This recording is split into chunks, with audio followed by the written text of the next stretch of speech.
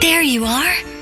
I was worried you might stop to collect treasure chests opened by the Seelie along the way. It would have taken you so much longer to get here. Another conversation I cannot hear. I am delighted to see that you understand what takes priority and that your adventurer's instinct has not swayed your resolve. Really, I must applaud you for it.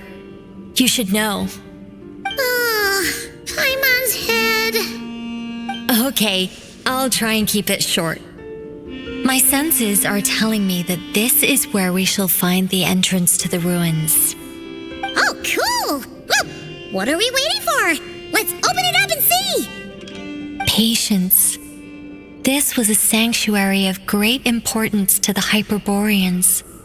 A special process is required to open the gate. Oh! Like the place that housed the Eternal Moon's marrow?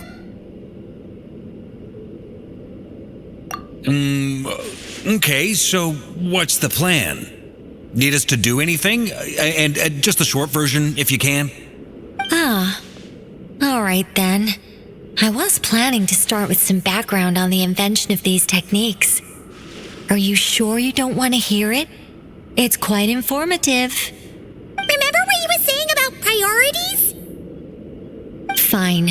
Simply put, we need 3 human representatives to successfully undergo a process of Kuvaki resonance. Think of it as a test from the 3 moon goddesses to see if the entrants are qualified, with the most recognizable qualification being Kuvaki. Pretty sure Lauma would ace that test. Oh, wait. But we need 3 people. I also have no doubt that the moon chanter would be qualified, but we would need 2 other people with the same constitution. Therefore, the most feasible method is not so much to follow the rules, but to figure out how the test functions and find a workaround. I've done some research, and it turns out the mechanism is rather crude.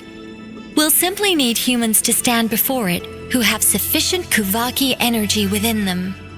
I'm with you so far. How do we get the Kuvaki in them? The easiest way would be transfusion. Take some Kuvaki from nodkrai's soil, put it into the bloodstream, and get it circulating in the body. So we're going to cheat on the test? Precisely. There are other methods, but this is the simplest one. Cheating the system is much easier than trying to hide from it. Sorry? Does the idea of cheating upset you, Miss Lauma? No, that's not it. I suddenly had an idea. Oh, what is it? It's about Moon Prayer Night. I figured out a way for Kutar to join in the festivities. But as Paimon said, we need to have our priorities straight. Let's get back to the test. I'll follow up with Nefer on the festival arrangements. Okay. Anyway, is this really the best method we have? A Kuvaki transfusion sounds dangerous, no matter how you slice it. If you think that's dangerous, wait till you hear the other methods. I'd be more than happy to go through them if you'd like. There are several. No need, we're good. Let's go with this one. Very well. Kuvaki transfusion it is. Now, I should mention that the risks can be greater or lower depending on individual compatibility.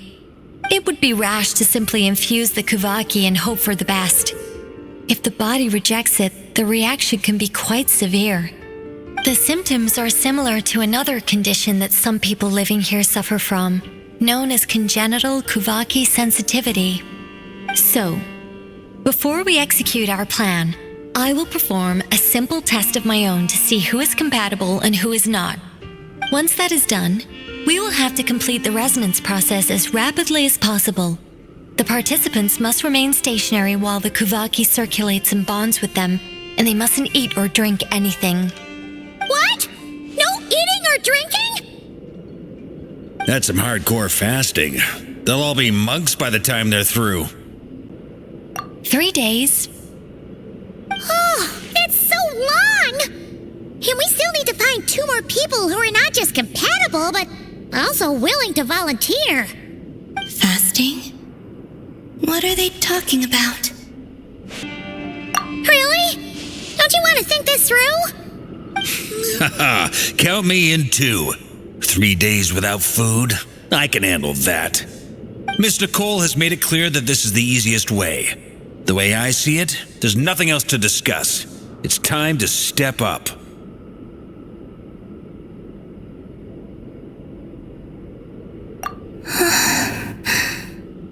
Yeah, you're right. In that case, Paimon volunteers to be captain of logistics. She'll keep the fires lit and grab some spare clothes to keep you comfortable.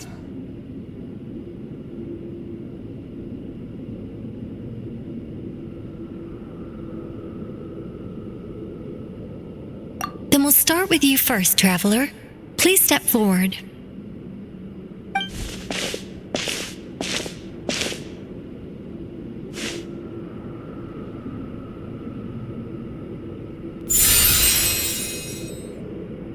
How's it going? Do you feel anything?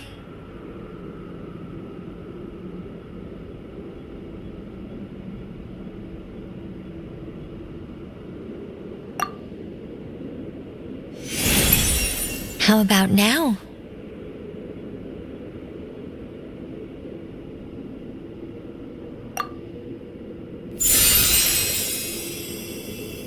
And now?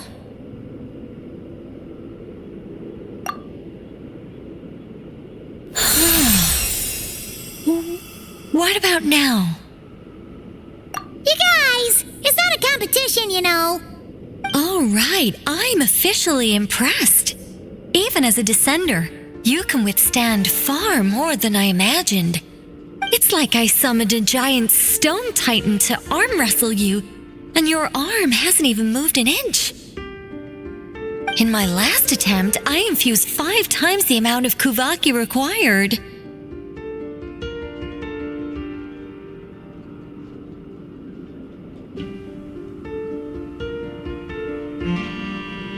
Yes, safe to say, compatibility won't be an issue for you. You're eligible to join. You're next, Mr. Varka. Sure, here goes nothing. All right, I'll start where we left off. 5 times the required Kuvaki dose. Whoa, whoa, whoa, hey, wait a minute. How's it going? No, not great. I kind of want to puke. Feels like I've been drinking too much.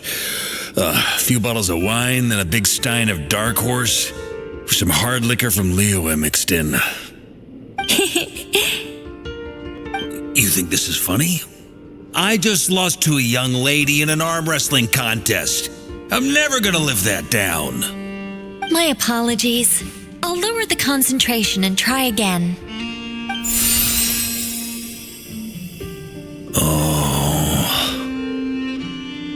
How's it going now? I'm not as dizzy as last time, but I can still feel it pulsing around. In that case, you wouldn't be an ideal choice, Mr. Varka. Let's try someone else. Okay, let's go ask some of our other friends then.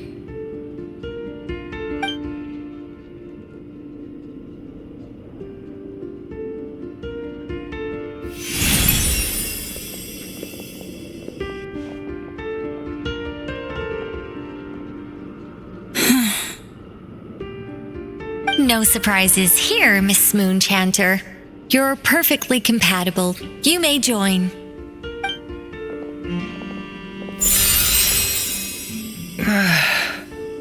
I'm getting a slight headache. Shame. You were so close. Whoa, I'm itching all over. Allergic reaction. We can't have that. Huh? Well, are you gonna start a what? The Hexen Circle is an organization that cares for and protects children. We will not have them do dangerous things. Not even tests.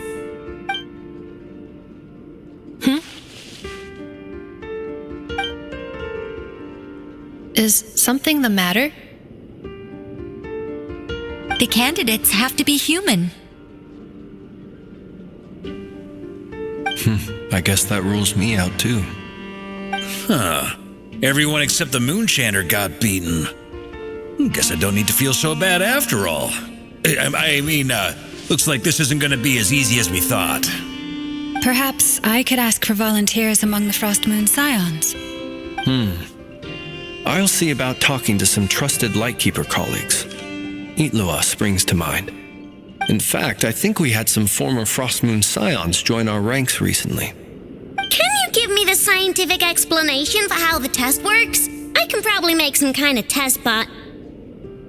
Then we can just zip through Nasha Town, going up to people and pressing a button to check their status. Wouldn't that be way easier? No. Wow! No elaboration for once.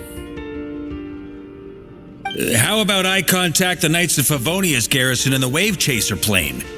Shame that Lohan's already left. And that guy's even tougher than I am. Strange. The moon goddess is clearly revered by many people. So why is she on the brink of disappearing?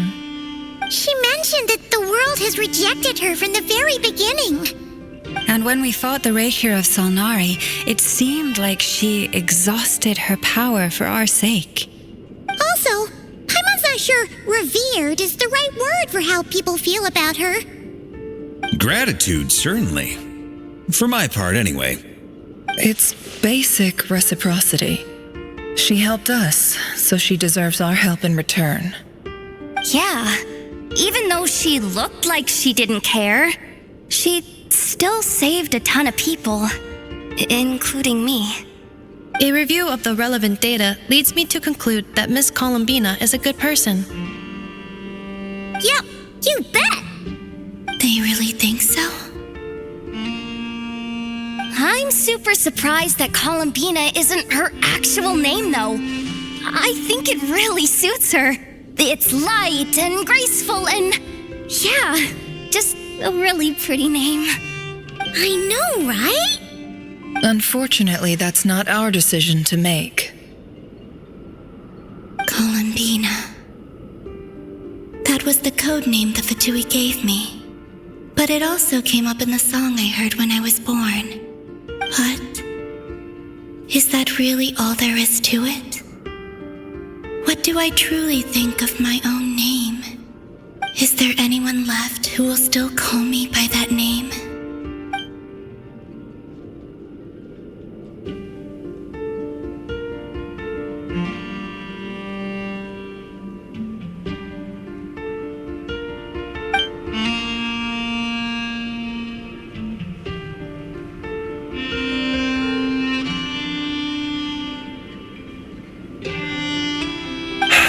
Moon Prayer Night is getting closer by the day. We're running out of time. We need to look for other candidates. Then allow me to try. Huh? What are you doing here? You contacted your friends via the Adventurers Guild. Sandrone has been keeping an eye out for something like that, so she informed me. Since I have the ability to accommodate a moon marrow, I should prove to be a suitable candidate. Arlecchino. When can we begin? I see. We can begin right away.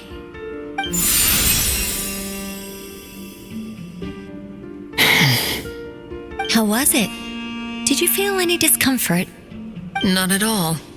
Then it seems we shan't need to look for additional candidates after all. Great! Cool. All right, like Paimon said, the rest of us can take turns making sure the three of them stay warm and comfy. Then my job is to take care of the caretakers. I will ensure everyone receives food and accommodation.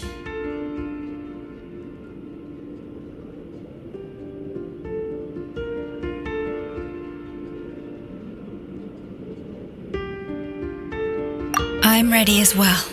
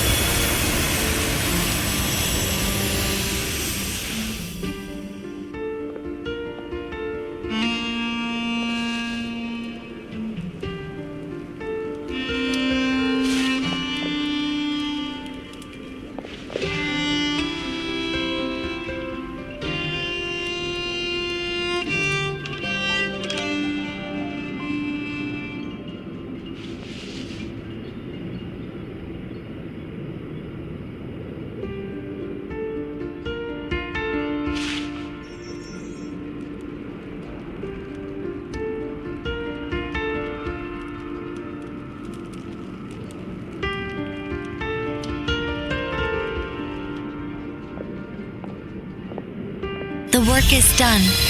The sacred scroll shut. The stars grow dim, the people silent.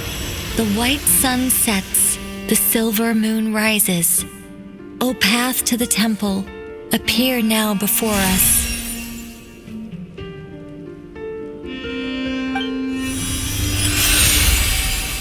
Wow!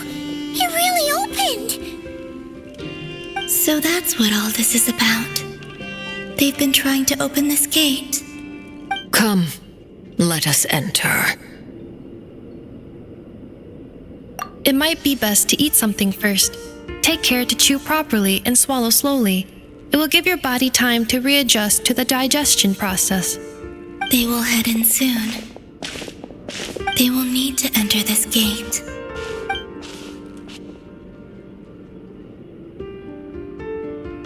Huh? I cannot pass through. Is it because I have no physical body? It has been 3 days. My strength has all but completely faded. Can I really hold on until Moon Prayer Night?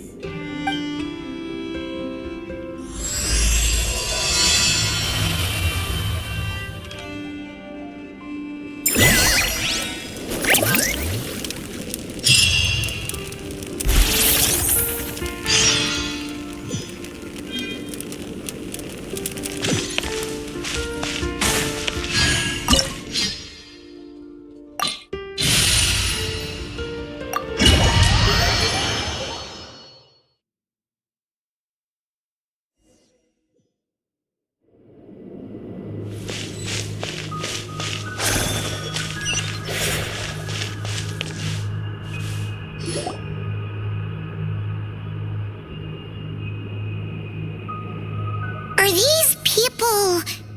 Judging by their clothes, they appear to be phantom Hyperboreans from the distant past. That could mean they have some clues about the moon goddess's name, right?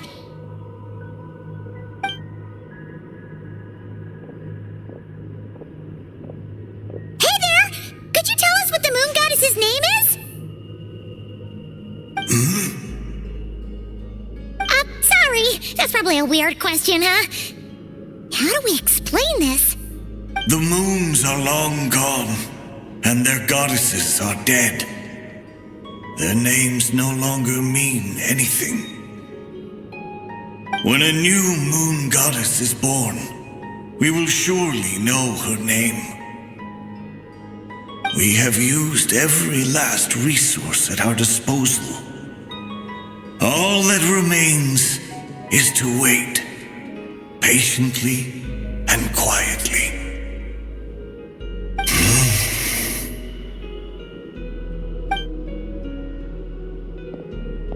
Were the people of the past all this devout? It looks like this phantom doesn't intend to converse with us any further. Surely the new moon goddess he speaks of must be Columbina. Alas, Kuthar's birth came long after the age in which he lived.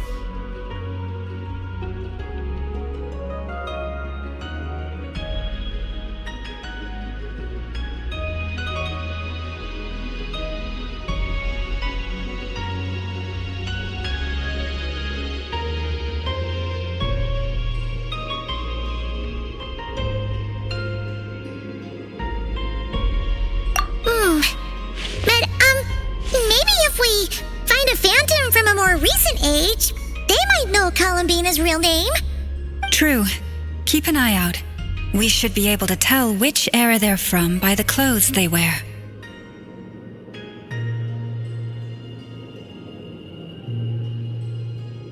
Yeah, you've been pretty talkative this whole time. What changed? Oh, nothing. I'm fine. You all make good points. When the Hyperboreans speak of moon goddesses, they mean the three from truly ancient times. I can't imagine they would know anything about our current moon goddess. There once was a time when the moon goddesses blessed them greatly and protected them from harm. So, when the war between the gods and dragons plunged the world into chaos, it seems they looked once more to the moons for help, praying for a new goddess to be born. Yeah, that checks out. Let's continue on. Who knows what else we may discover? There's a door blocking this path. Not a problem. Try this.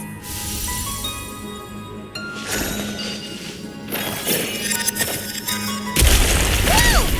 How did that door suddenly collapse? This device was maintaining the door's integrity. Remove the core, and the device... Is this our destination? Impressive.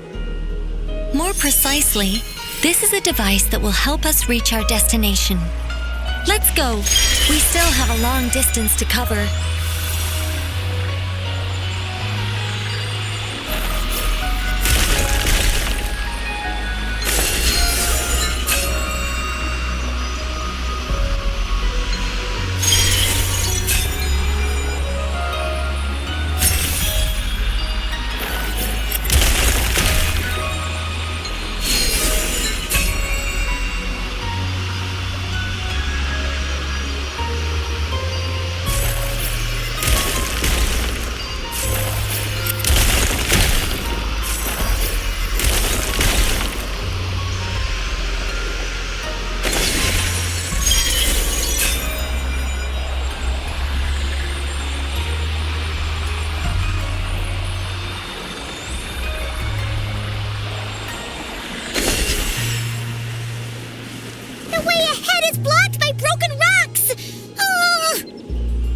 Let's try that device again. Remember the door from earlier?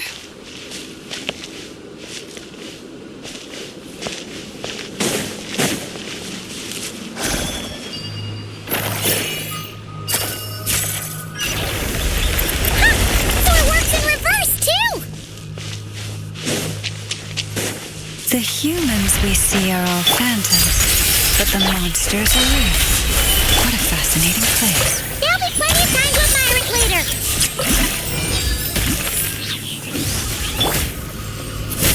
Everlasting as the moon! Transfixed! Settle down! The tides beckon.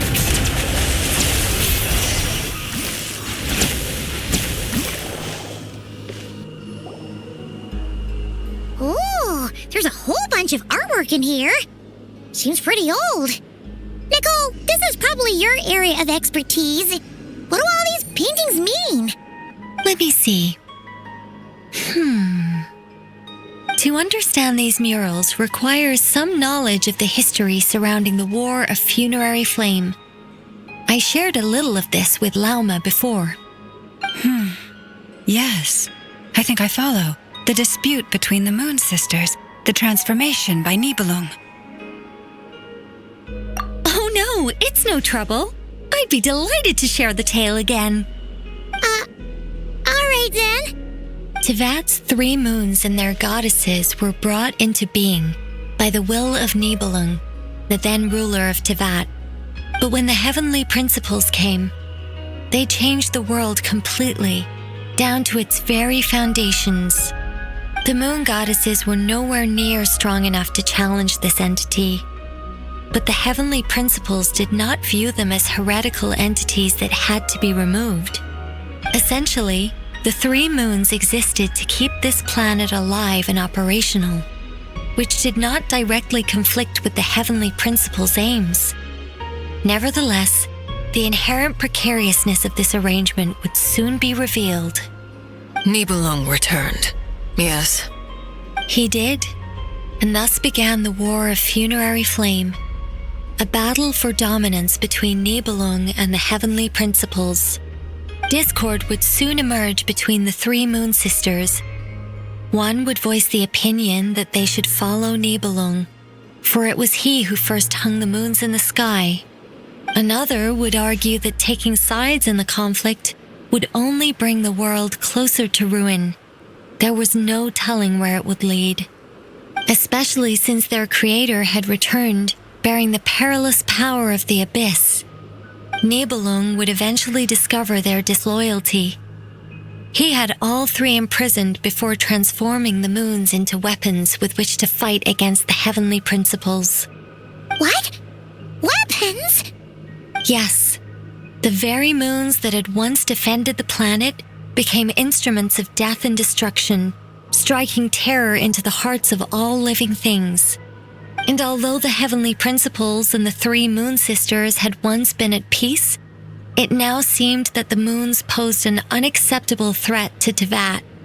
It is possible that the heavenly principles did not know of the goddess's imprisonment.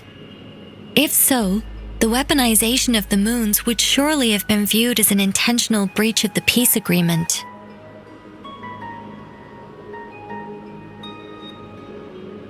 Regardless of who knew what, when, the heavenly principles shattered two moons and flung the other beyond the skies. Whether the goddesses managed to escape Nibelung's captivity after his fall, nobody knows. But this much is certain. From that day on, the moons no longer belonged to Teyvat. The rejection slowly drained their power until eventually they passed away. So that's the full story. You say the moon ceased belonging to Teyvat from then on. Why then would Columbina be born here? That is perhaps due to the lingering connection between the frost moon, which was not shattered, and this world. You could see it as the three sisters' dying wish. They never desired war. All they ever wished for was to protect this land. I see.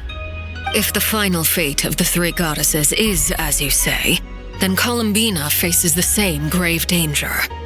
Our investigation has yet to bear fruit. We must hurry. Yeah, you're right! Let's keep going!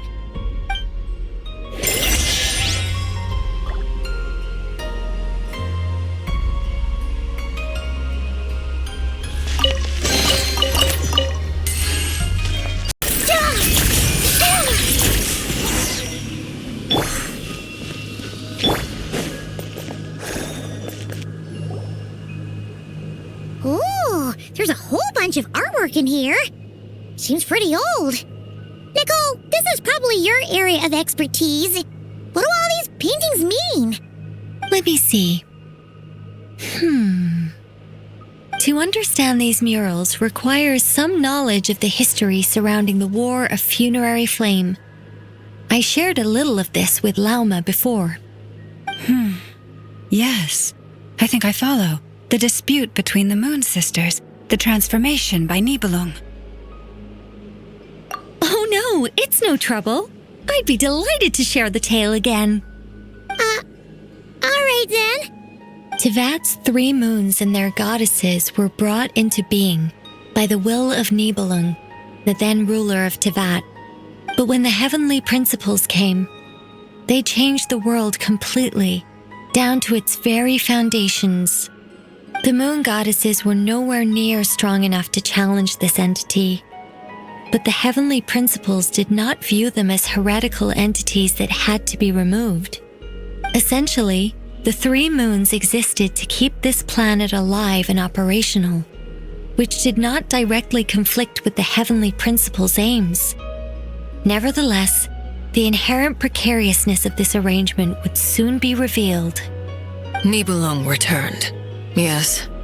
He did, and thus began the War of Funerary Flame, a battle for dominance between Nibelung and the heavenly principles. Discord would soon emerge between the three moon sisters. One would voice the opinion that they should follow Nibelung, for another would argue that taking sides in the conflict would only bring the world closer to ruin. There was no telling where it would lead, especially since their creator had returned, bearing the perilous power of the abyss. Nibelung would eventually discover their disloyalty. He had all three imprisoned before transforming the moons into weapons with which to fight against the heavenly principles. What? Weapons? Yes. The very moons that had once defended the planet became instruments of death and destruction, striking terror into the hearts of all living things. And although the heavenly principles and the three moon sisters had once been at peace, It now seemed that the moons posed an unacceptable threat to Tevat. It is possible that the heavenly principles did not know of the goddess's imprisonment. If so, the weaponization of the moons would surely have been viewed as an intentional breach of the peace agreement. Regardless of who knew what, when, the heavenly principles shattered 2 moons and flung the other beyond the skies. Whether the goddesses managed to escape Nibelung's captivity after his fall, nobody knows. But this much is certain. From that day on, the moons no longer belonged to Tevat. The rejections slowly drained their power until eventually they passed away. So that's the full story. You say the moon ceased belonging to Tevat from then on. Why then would Columbina be born here? That is perhaps due to the lingering connection between the Frost Moon, which was not shattered, and this world. You could see it as the 3 sisters' dying wish. They never desired war. All they ever wished for was to protect this land. I see. If the final fate of the 3 goddesses is as you say, then Columbina faces the same grave danger. Our investigation has yet to bear fruit. We must hurry. Yeah, you're right. Let's keep going.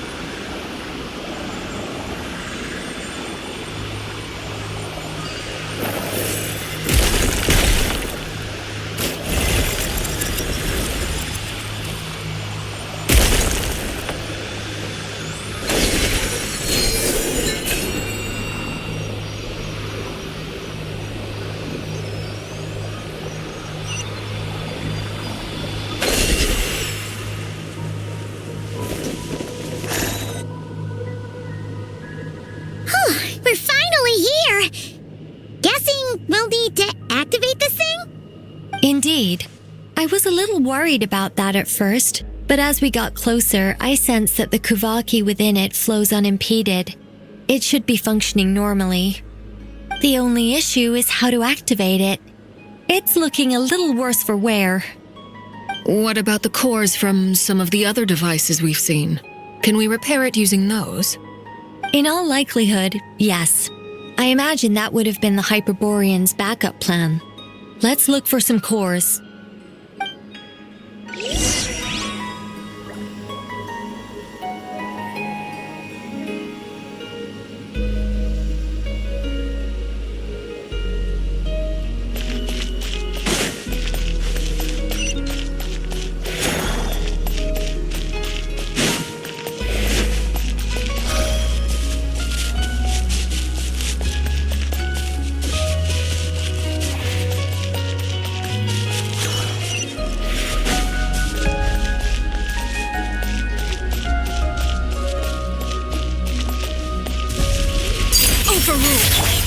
Solidify!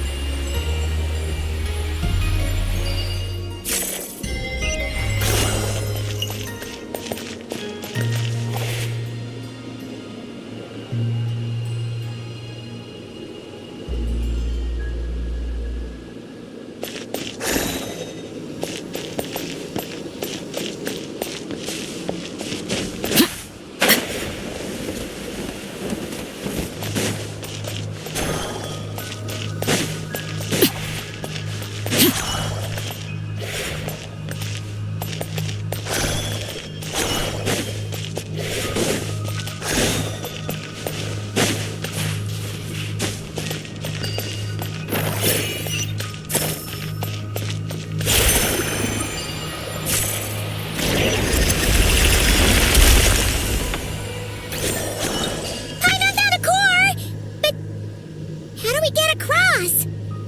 Walk up, then jump down.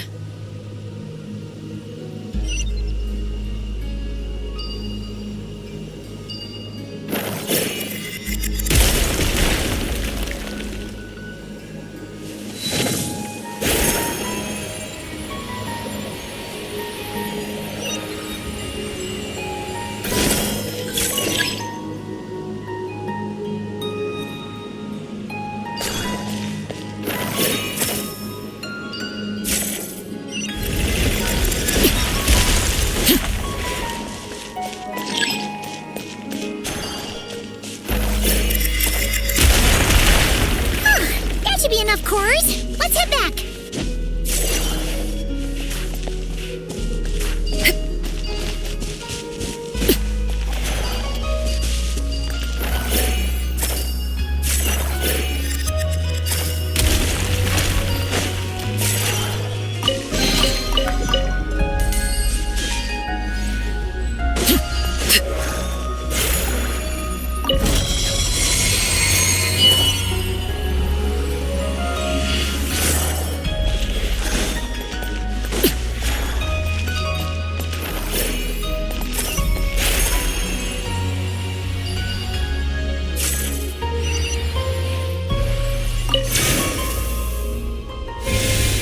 The device is up and running. It's hard to believe that the ancients were capable of constructing such things. Paimon sees our destination! It's right up ahead! Yes, let's go.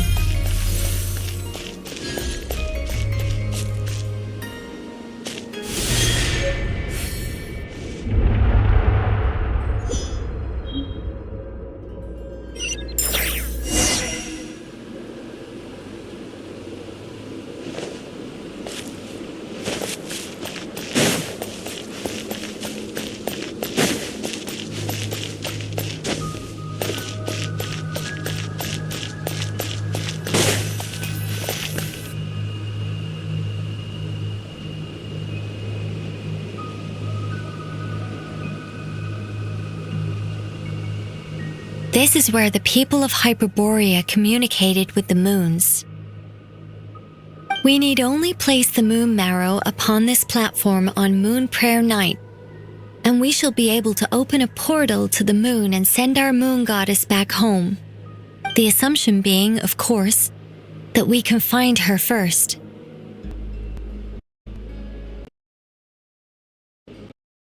That's right. You want to know if it's safe there, don't you? And yet, she has no choice but to return. You know this. Oh, that's not the only... What? We've explored everything we can! And despite looking at historical artwork and talking to people from Hyperborean times, we're still no closer to learning Columbina's name! If it's not too much trouble, could you tell me exactly your name? Oh, sure. What she said was... Then your first job is to find it. As a moon goddess, I'm sure she must have a name she identifies with. Neither Columbina nor Kutar is her true name, and she's never really accepted either of them. Is it not also possible that she has never had a true name? Not at any point in history? That would be a hard pill to swallow. At this point, that is the truth. No name, and she certainly doesn't have parents in any sense that we're aware of. Perhaps she was never granted a name at all. But does that mean there's no way to get Columbina back? She's just gonna disappear and there's nothing we can do about it? Huh? What's missing? The way I've questioned, you all seem to be taking this in complete way. Well, just she's never passed doesn't she can have Think about what Alice said again. She once said, she.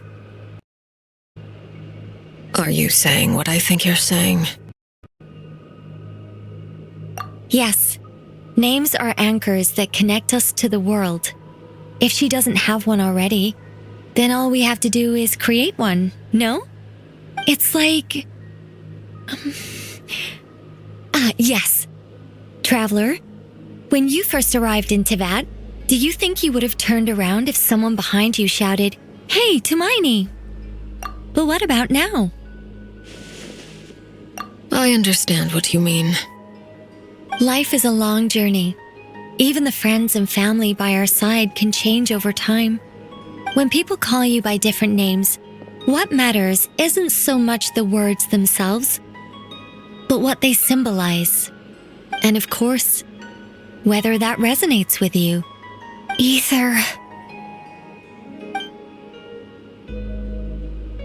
So, close your eyes and picture the moon goddess in your mind. If you were to call out to her in this moment, what would you say?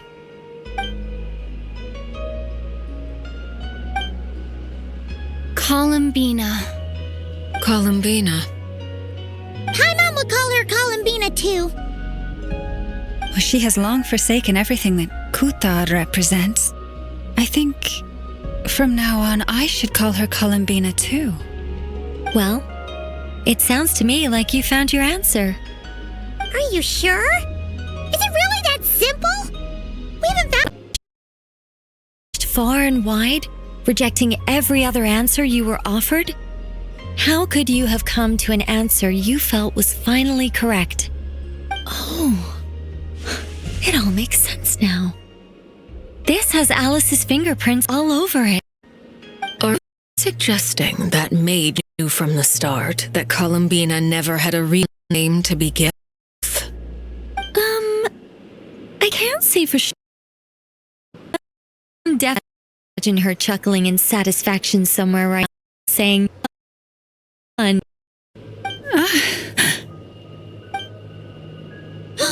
Ralma! Antlers!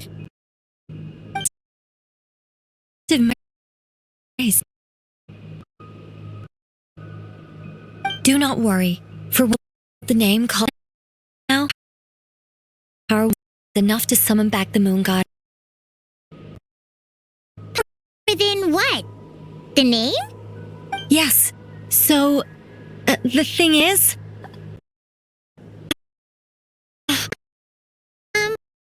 What's wrong now?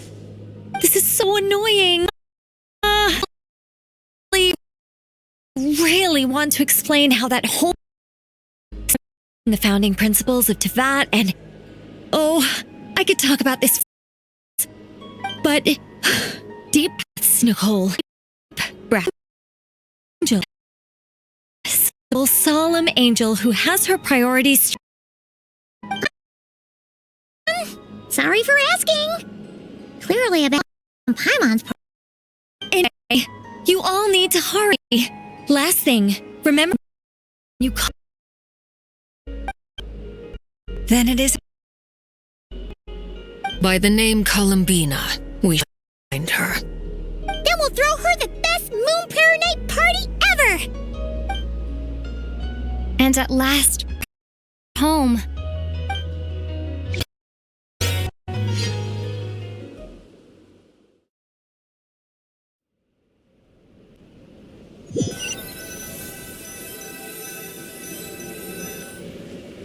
I can barely move anymore.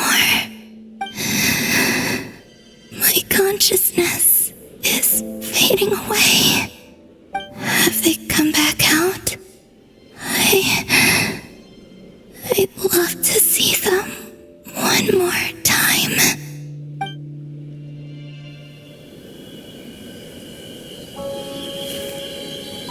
They didn't make it.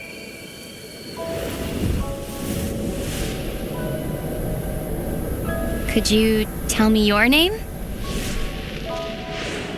My name is...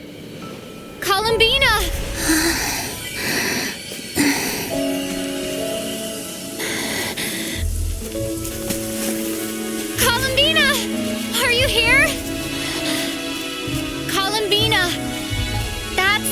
gave when we first met. And it's what I've called you ever since. Columbina. It's a fine name. I have many fond memories of Columbina, and so do all of your friends.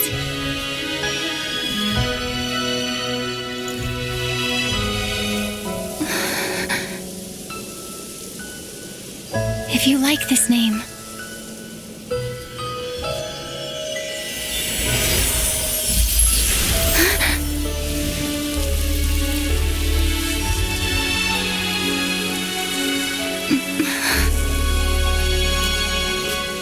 Looking for me?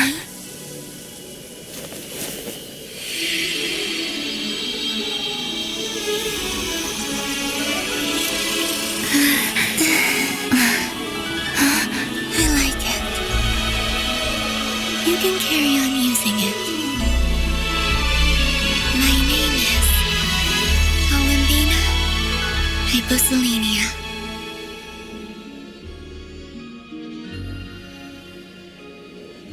Columbina Hyposelenia. That's a wonderful name. I never thought that Columbina would become my real name. But after I met you and my other friends, the things that this name stood for slowly began to change. It went from being a Fatui code name to something my friends. Thank you. So, where's everyone else? We can go and meet them very soon. Everyone went to different places to try calling your name. Great. I'd like to thank them as well. Once done searching for my name, tracing those ancient. Wait, so... I was there. Not physically. Consciousness was still holding on. I followed you the whole way. Starting from when? You were in Nasha Town. Do you...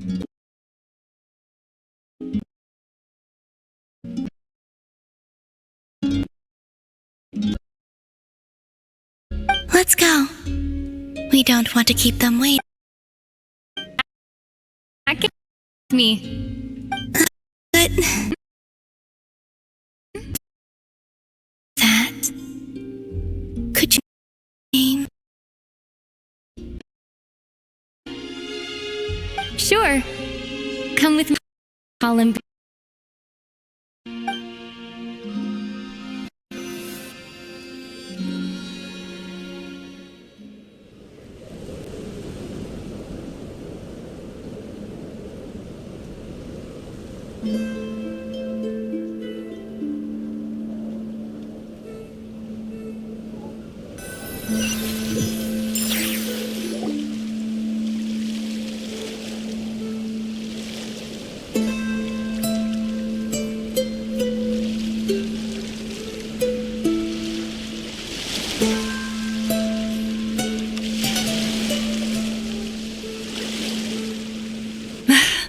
Columbina! Oh, this truly is wonderful. Llama, I can't breathe. Ha! Just in time for Moon Prayer Night! It's good to have you back, Miss Columbina. Yeah, we were worried sick. Thank you, my friends. With your help, I now have a name that belongs to me. Columbina Hyposelenia. Where's the second half from? You added it yourself? That's right. It means... Born beneath the moon. Yes. And by extension, it can also mean born beneath this world. A fine name. Now, as much as it pains me to interrupt this beautiful reunion, I feel obliged to remind you that the Moon Prayer Night celebrations in Nasha Town have already begun. Don't you want to enjoy the festivities? There's so much to see and do. And some of the ambient lighting and entertainments were sponsored by the kind souls in the Hexen Circle. Nicole? Why have you turned into Dodoko? So you're Miss Nicole. Thank you for helping us, and for helping me find my name. It's nice to finally hear your voice. You're quite welcome. Guiding lost people to hidden treasure is what we Seelie do. And if you ask me, spiritual treasures are far more precious than material ones. Chests are all well and good, but this was what it's all about. Ah, so satisfying. Anyway, I had to go help Alice. It seems like she ran into some trouble. That's why I couldn't be here in person. But don't worry, we're with you in spirit. We'll be celebrating this time. The Frost Moon Scions have also prepared various attractions. I believe Aino and Effa and their crew are setting things up as we speak. On that note, Nefer, about that request I made. It's all in hand. Yehoda is on site to ensure that everything goes off without a hitch. Wonderful. In that case, Traveler? Come on, Columbina. It's time to celebrate the best moon prayer night ever.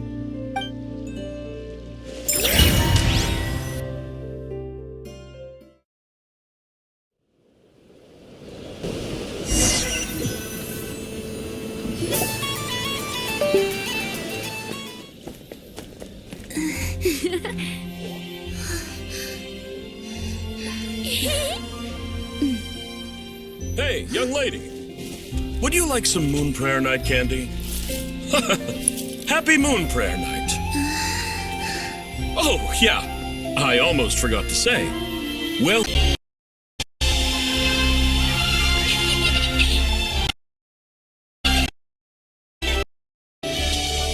Welcome home, Moon Goddess.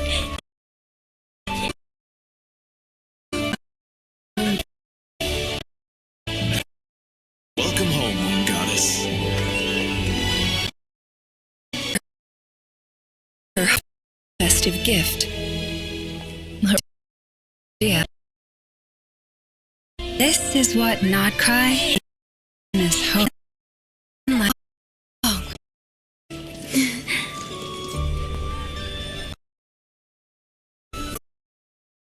I like it a lot.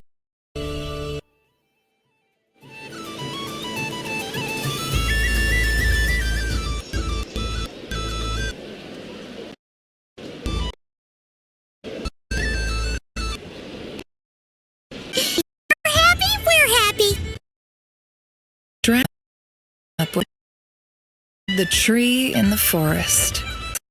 It's not your llama. Is there something that as the antlers on top?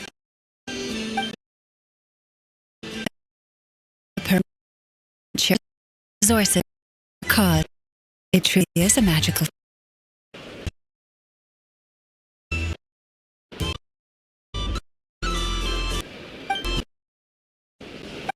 Huh? What?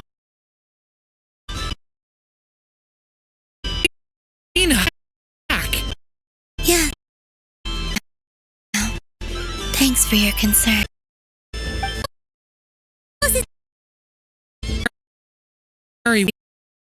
I've never heard it like this. This time her excitement seems more serious. Seems like she's had a major breakthrough. She said she'll contact us once she knows more.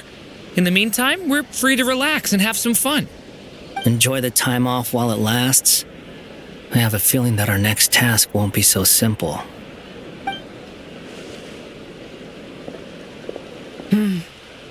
I should go. I still have a few things to attend to at the Frost Moon Scion stall. And I think I'll take a look around. With any luck, this once-in-a-year festival will come with once-in-a-year opportunities. Hold up a second. Where's Varka? I believe he made a beeline for the flagship the moment he entered Nasha Town. That's Mondstatters for you.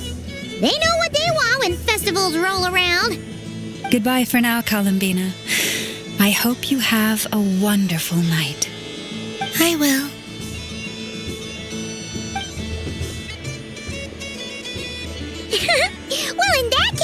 just stand there, get out there, and have some fun. You'll definitely get a warm welcome at every stall. Oh, also, take this map with you. It's a guide to the festival.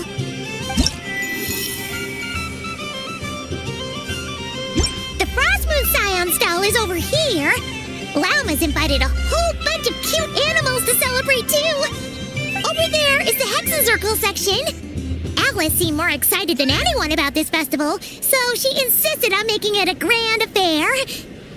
Oh, and then there's the Nasha Town local specialties, including... Actually, forget that. Better if you go check them out for yourself. Thank you. It looks like a lot of fun. You're not coming with me? We'll be around. But don't you want to browse by yourself for a bit first?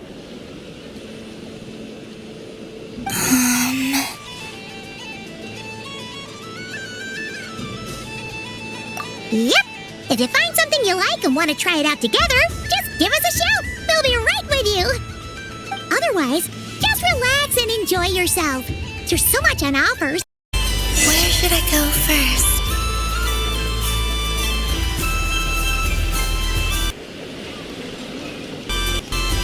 So this is the Frostmoon Scions area. It feels very familiar. But everyone looks much happier than usual.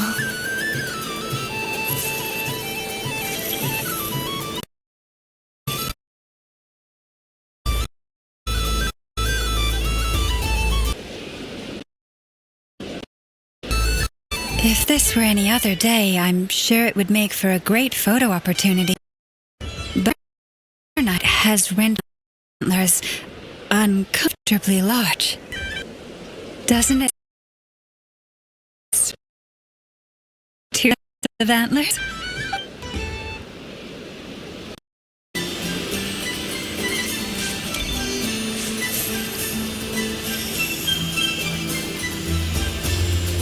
Wow, the Frostmoon Scion stall looks kind of plain. Pretty into it. I don't go to Hisi Island much. That the cultural feel.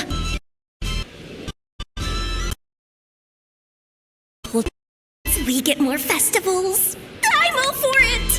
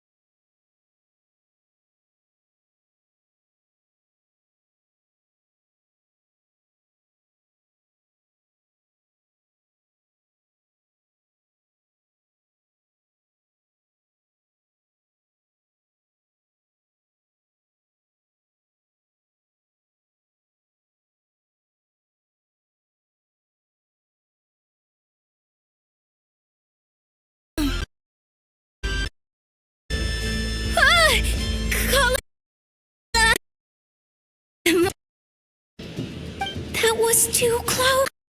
I only came away for the staff. Like balloons. Balloons? Oh, you mean no? About balloons. I'm not a kid anymore. They're probably more up Aino's alley. Yes. The animals seem very curious about these strange objects. I recently learned a fun new game you can play with balloons. Game?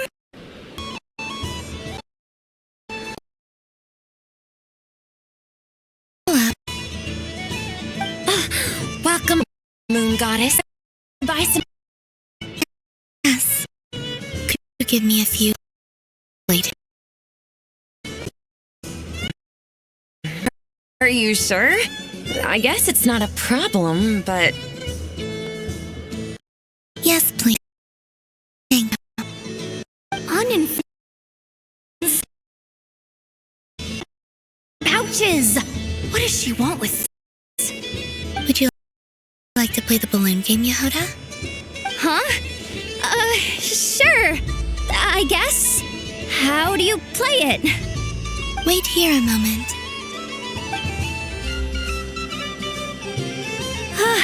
Oh.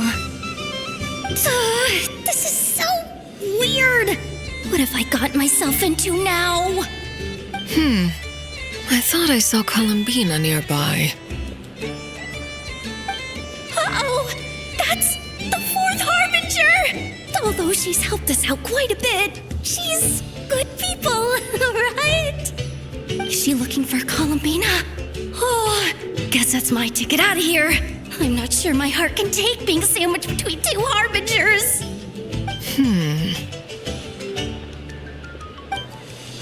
Which stall is she checking out? Oh, it's that other Frost Moon Scion's one. Try on the headgear, see what it's like having antlers or animal ears for a day. Oh, I wouldn't be caught dead wearing that stuff. So embarrassing. I have enough gear to carry as it is. Wait, what? She put it on? How peculiar.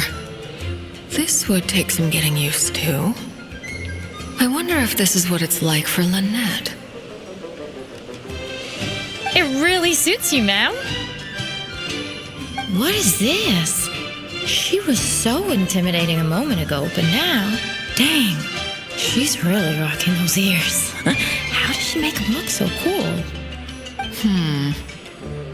I suppose I may as well keep them on for now. All part of the festive experience. She's coming this way. How do you do, Miss Yehoda? Oh, jeez. Don't talk to me while wearing that thing. Where am I supposed to look? Oh, hey there. I'm looking for... I've seen Linny and the other children play this game before. It would seem that it's not a bad way to relax, once in a while.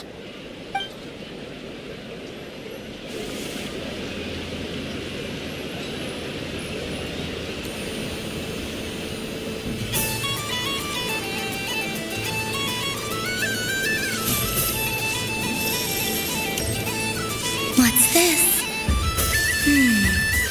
Should I give it a try?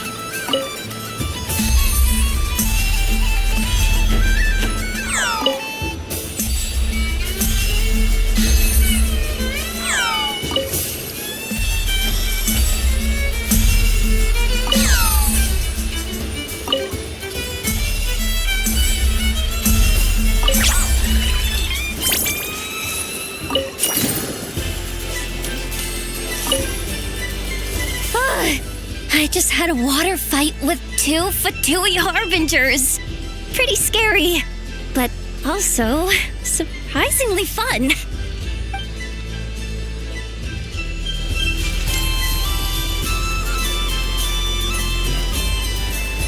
I wish for a never-ending supply of laka berries. What a humble wish. Probably written by a child.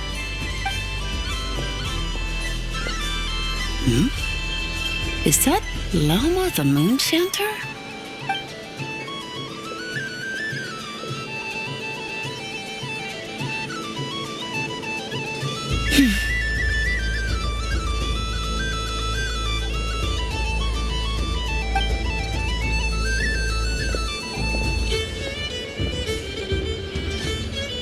I wish that the long plume ibises would stop biting me. Oh dear, poor Lauma. All right, I'll write that one down for you. I got it. While everyone else is celebrating Moon Prayer Night, you're as busy as ever. I don't mind. It's rewarding work. A good kind of busy. My antlers are at their heaviest tonight, and the Kuvaki waves are especially strong.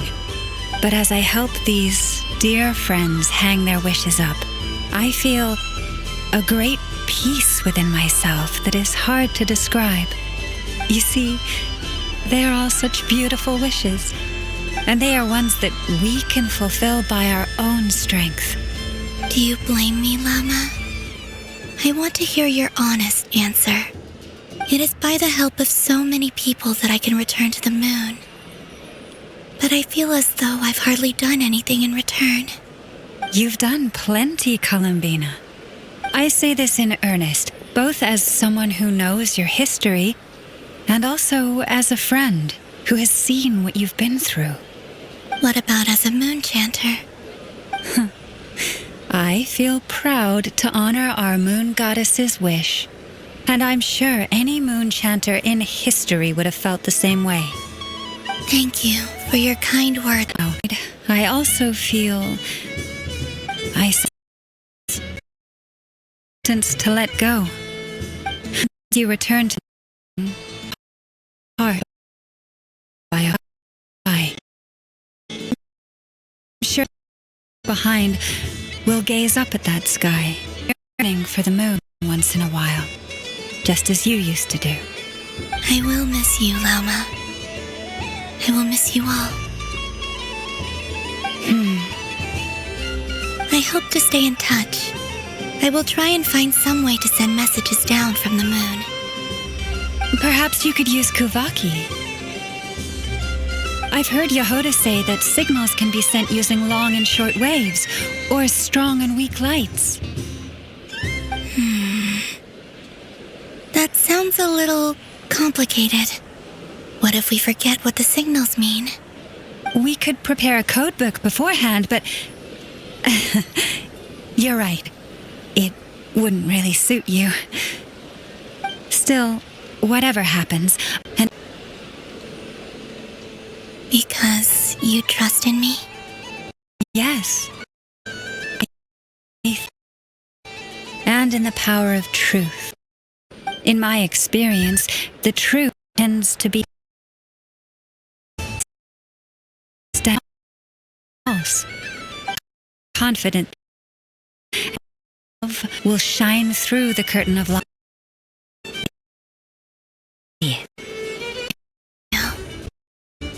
Now, could you...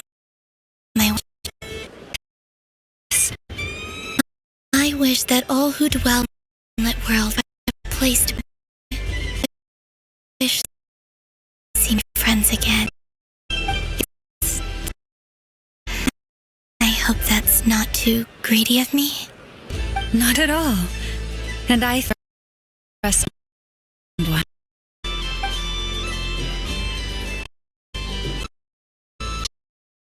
She'll continue to pray until the day is come.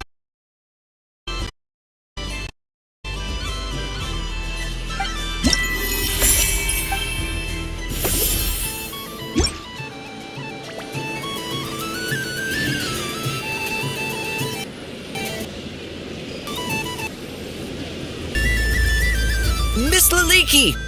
A kitten's been following you all this time. Oh, so it has. Hello there, little kitty. May the moon light your path. Did Lady Llama send you? Or was there something you needed?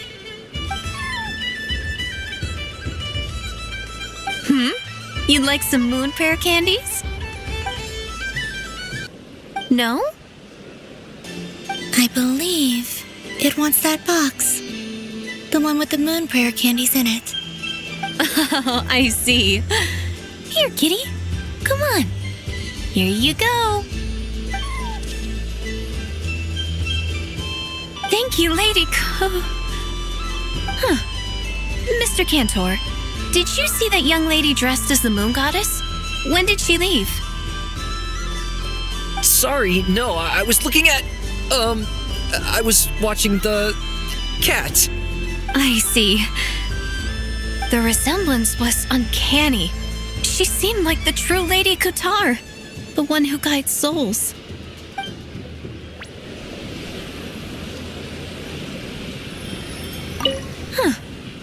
Mr. Cantor, did you see that young lady dressed as the moon goddess? When did she leave? Sorry, no, I was looking at... I was... I see. The resemblance...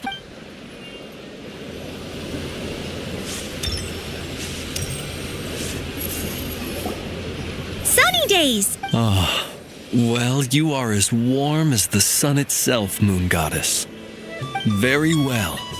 I believe your spirit animal has to be this most adorable chic badger.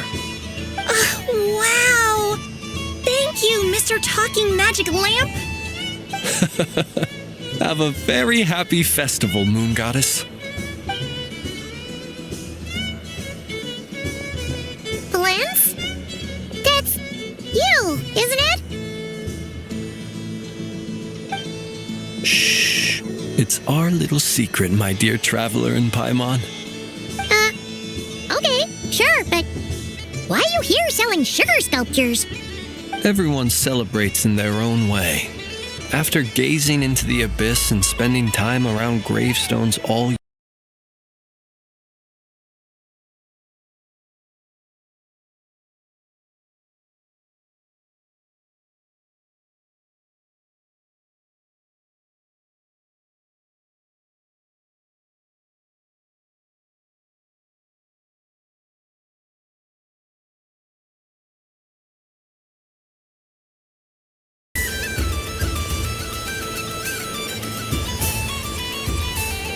I wouldn't say it's unfair, exactly. I mean, your voice goes right into people's heads. How would you explain that to the kids? You can't just explain it away as magic. Is something the matter? Ah, Miss Columbina! No, nothing you need to worry yourself about. Impeccable timing. Stick around for a second, Miss Columbina. I need your input on something. This self-proclaimed Knight of Justice has yet to give me a satisfactory answer. I, for one, would like to hear your verdict on the matter.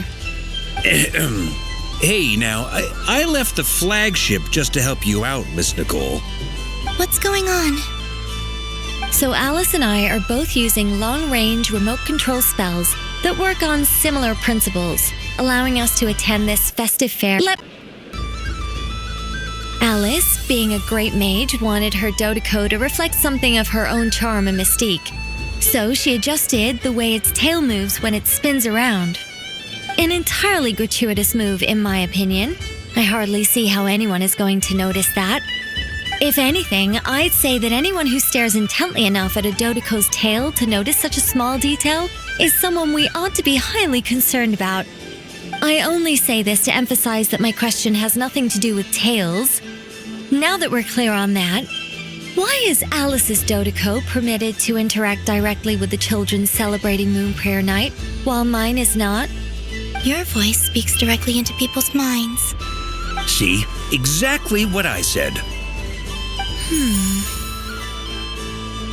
Miss Nicole? Ugh, I can't stand it. I know that probably makes me sound like a whiny child acting out in front of their parents. And it's a little embarrassing now that I think about it.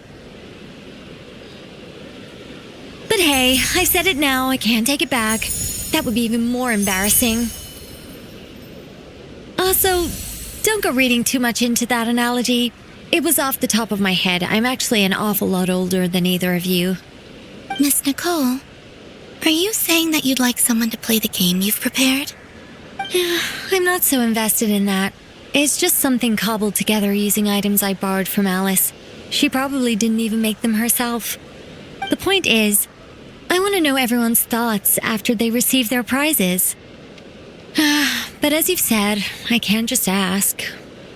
I've been biting my lip for so long, and I've had no one to vent my frustrations on. I thought this was going to be a nice, straightforward festival where I'd get the chance to guide people to treasure. Well, can I play? I can't guarantee that I'll win a prize, but... You will? I'd like to try. Then what are we waiting for? Let the game begin! It's like they forgot I was ever here.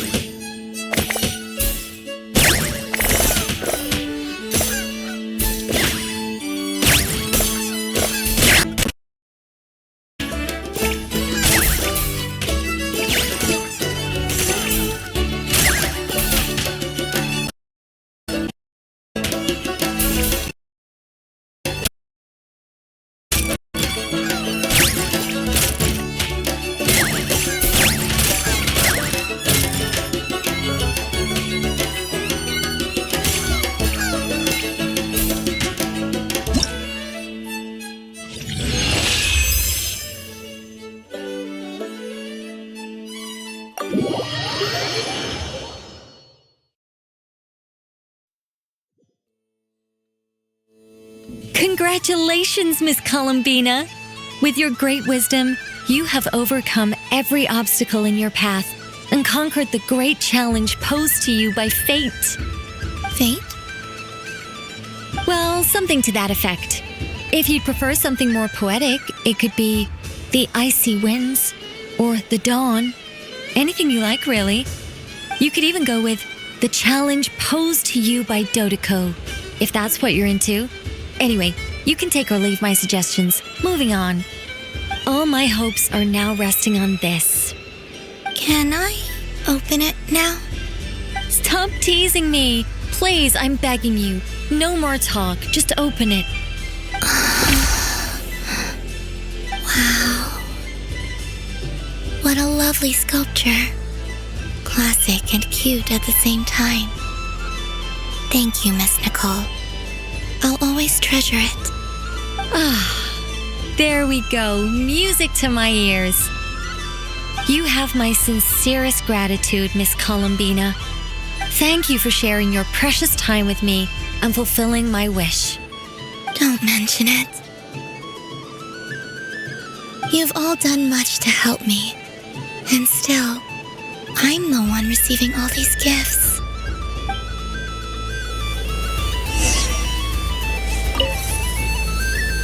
A soft and furry creature that bounces and jumps. Welcome home, Moon Goddess. This one talks, too. Allow me to introduce myself. I am a Dodoko from a distant archipelago, the most mischievous of all my Dodo brothers and Dodo sisters. When the going got tough, I powered through, and when I met obstacles, I boomed them away. That sounds like a lot of fun. Doesn't it just? Oh, but then the trouble started. Recently, I found a lovely beach, the same beautiful jelly color as my hometown, and so I dove in to have a look. Only to find it overgrown with seagrass and nasty little spiky fish everywhere, looking to turn me into a Dodoko kebab. I made it back to shore by the skin of my teeth, but my tail was sorely hurt. Couldn't you just boom them away? Oh, I wanted to, believe me. But I've heard that you, Moon Goddess, can understand animal speech. The last thing I wanted was to cause a gigantic fuss and get taken to court by a school of spiky fish. I'd be driven out of these waters for good, and my winter holiday would be ruined. And so, dear Moon Goddess, I was wondering if you might lend me your allegiance. Are you roping me into a crime?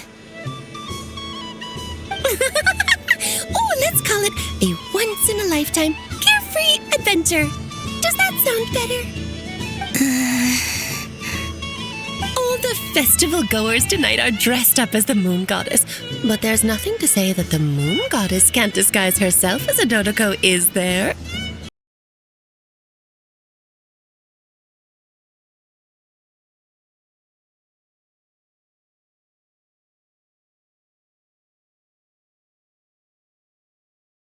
Goddess can't disguise herself as a Dodoko, is there? Besides, this is your home. You should be free to be whoever you wish. I'm afraid I'm not well acquainted with Dodokos, Madam Mage. Oh, that's quite all right. We Dodokos are innocent, happy creatures with a free-spirited nature. Many, like myself, are mischievous troublemakers.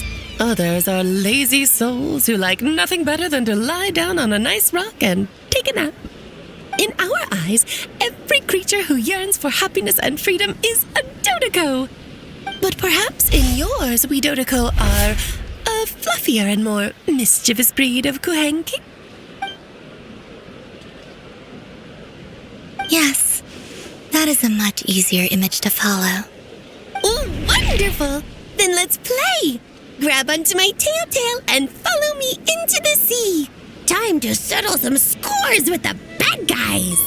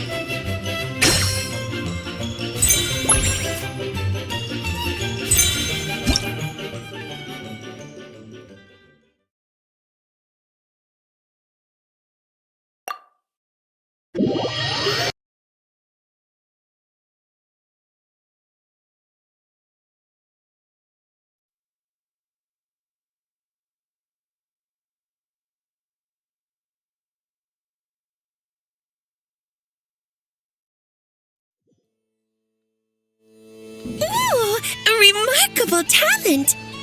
So, what do you make of it? The use of jumpy dumpties doesn't come as naturally to me as Kuvaki, but their unpredictability makes it fun. I think they call this novelty. Indeed! And how did it feel blowing those pesky nuisances away? Not bad. Any guilt? What do you mean? Oh, wonderful! Lovely answers to all 3 questions. You've passed the safety test. Now I can give this special bomb to you as a... Remember, if you find any meanies... Oh, to a... I will.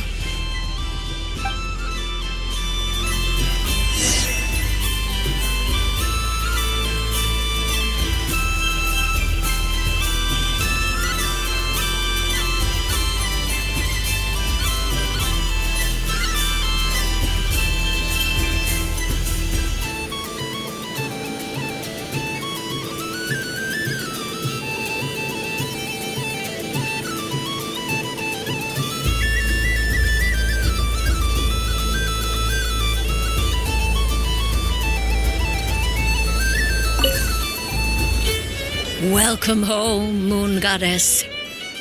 Oh, you're the genuine article. Alice was right. This Moon Prayer Night was worth watching after all. Another one that talks. Greetings. Pleased to make your acquaintance. I am the Hexenzirkel member they call B. Barbeloth Trismegistus. Columbina Hyposelenia. Pleased to meet you too. Then, Miss Columbina, do you wish for a mage's divination? Divination?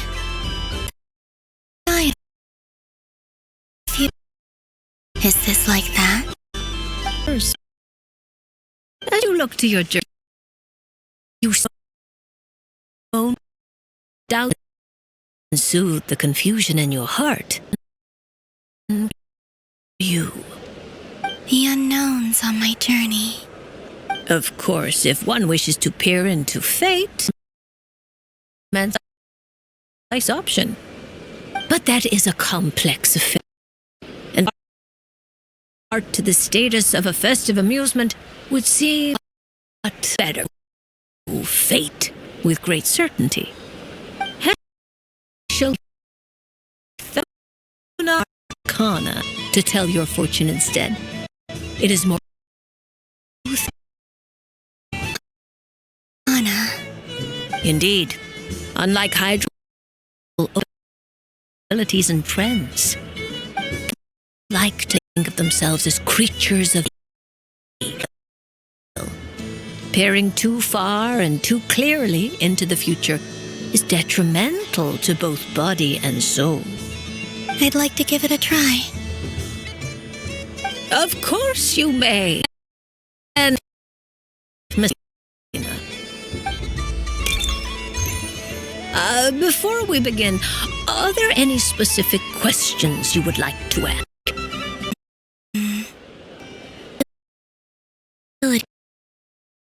Suggested. Based on the deck. Now, try to relax. Cast your mind upon the things you have experienced and the things you are soon to experience. I will shuffle the deck. Would you like to cut the cards yourself? You do it. No problem. Now then, to make things easier for the seeker, that is to say, you, I shall decipher the cards from your perspective.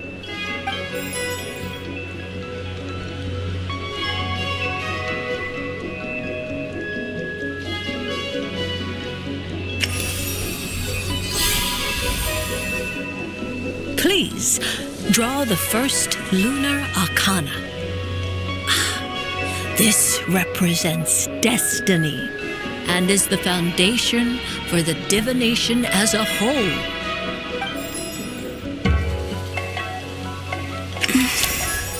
Now, draw your second card. This will stand for the past, the sum of all your experiences that have come before.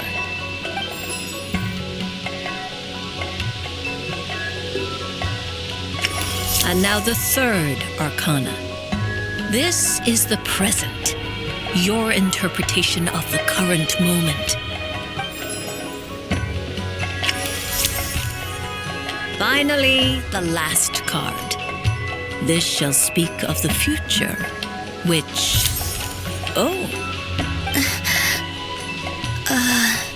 Kuvaki Pulse? Fascinating. I've never encountered this before in my role as a diviner. Something has exerted an influence upon this card, causing it to leave its designated position. What do you make of this, Miss Columbina? Perhaps this is the guiding hand of fate in action. Of course, if you wish, you can choose to deny the validity of this card and draw the future for yourself. No, it's fine. Let's go with this one. A bold decision. I must say I'm looking forward to the results. Well then, let us flip the lunar arcana in sequence and see what emerges. Sure. First, Destiny. No surprises here. The card that represents yours is the moon. The moon. Indeed. The moon can represent the truth at some times, but deception at others. False peace, destructive calamity, and the world-changing power that lies within. When the moon is placed on the destiny tile, it indicates that your destiny is not what it may appear on the surface. Instead, it may yet have a hidden side. It symbolizes a journey through the fog, fraught with uncertainty and deception, where one must face inner challenges head-on. I don't understand. Patience, my dear. This is but the first card, which serves as a basis for the interpretations that follow. Our divination will only grow clearer from here on out. Now then, flip the second card, the one that speaks for the past.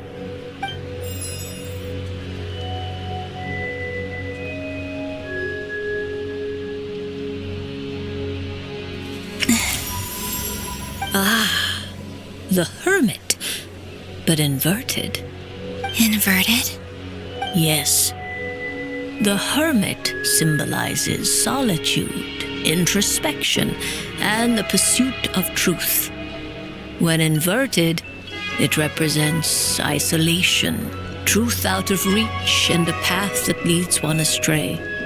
Combined with the moon as one's destiny, the Hermit inverted represents a choice you made to stand alone in the past.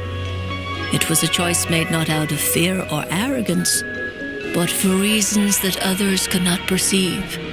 You fumbled through the darkness without a guide, but you did not find your way. Rather, you went astray. More than once, it would seem.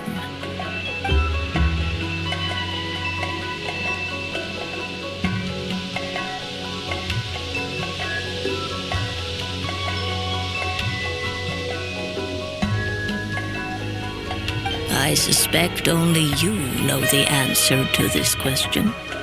All is not lost. The past is in the past, and so... Shall we look into the present now?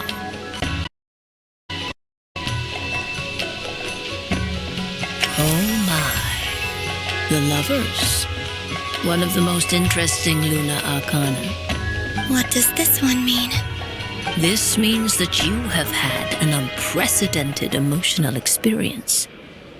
The joy of finding your soul becoming intertwined with that of another. A precious and wonderful thing indeed. It's true. I've made a lot of friends recently, and they are very good to me. I like them a lot. That sounds lovely. I am most delighted for you. The lovers can also represent important decisions, perhaps related to a parting of ways. Now, if I were to guess...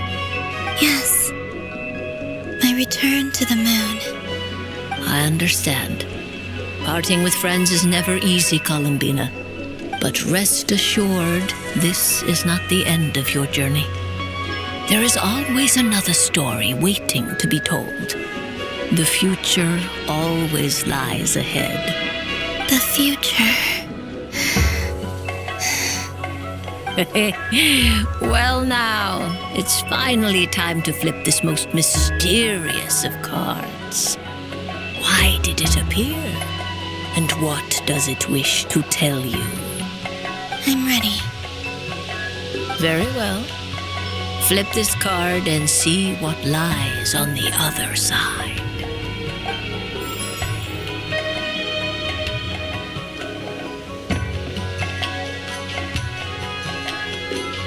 Oh. Miss Barbeloth? What is it? This card is death. That doesn't sound very good. It depends on how we interpret it. It is true that it can represent an agonizing death, a complete and utter end, but at the same time, it can also represent rebirth. Do not forget that your destiny card is the moon.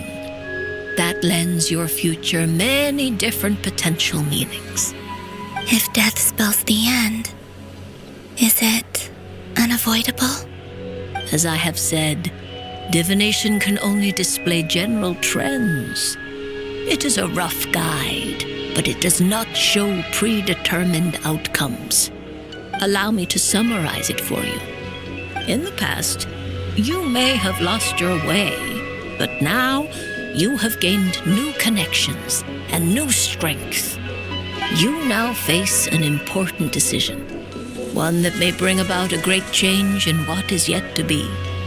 This change might, in turn, be the end of all things, or their beginning.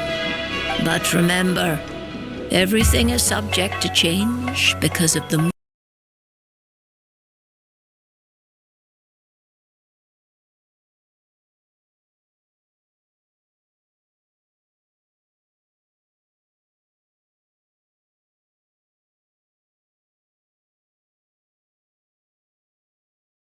You were so close. So very close. That's not true. It dodged out of the way right as I was about to snag it. I'm sorry? You heard me. This paper frog can move. I swear. Dear, oh dear, what are you saying? How could a paper frog move? Unless you believe there really is magic in this world. But even if I, the mere humble merchant that I am, knew such magic, surely I would not use it on a paper frog. I'd sooner give Mora legs, so he could walk right into my purse. My dear customer, why not have one more try? This time I'll give you 12% off, a very generous discount for one of my most regular customers. Just think about how much experience you have under your belt now. You're sure to win the next one. Darn, I used up all my coins. I'll be right back. Just gonna fetch some more from my house. Take your time, but don't take too long. This event is Moon Prayer Night only. Miss it, and you'll have to wait a whole year before I'm back. Next customer, please. Welcome.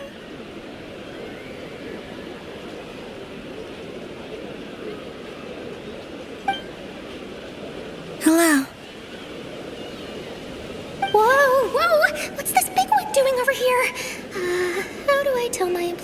promise not to go running around this time. Shooting them a glance won't work. I haven't known them long enough. Dory? Why, hello there, Miss Columbina. Would you like to play my ring toss game? The rules are very simple, and it's easy to get the hang of. How much for a round? Oh, first time's free. Not a single mora. After that, well, we can cross that bridge if and when we come to it. But with your sharp skills, I'm sure you'll win all the prizes in one fell swoop. That was an obvious enough hint for them, right? Right?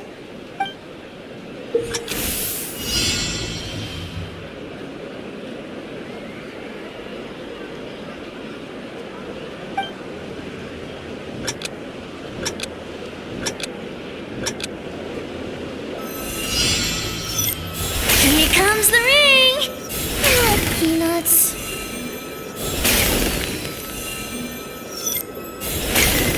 Change tracks. Roselle, should we move or not? Just a tiny bit. All right, then I'll... Oh, sugar plums, not the clock hands. Let's see now. Let's see. Wow, very good. That's the highest score we've had all night. And here's your prize. Now, how about another round? As for the cost... Happy Moon Prayer Night, Miss Columbina. Happy Moon Prayer Night, Durin and Hat Guy. Are you here to play the game? Yes.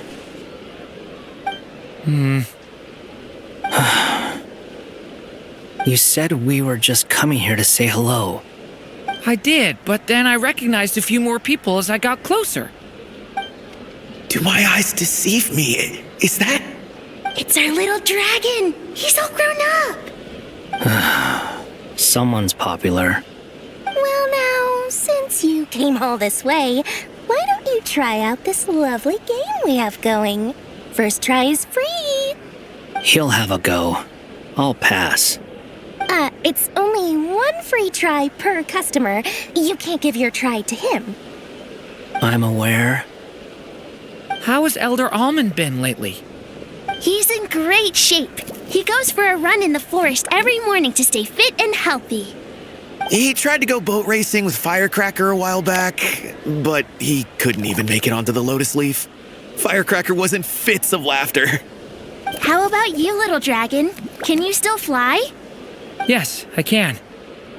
But you've become less chatty. Has growing up been tough on you? We call that maturity. You know, the thing people sing about.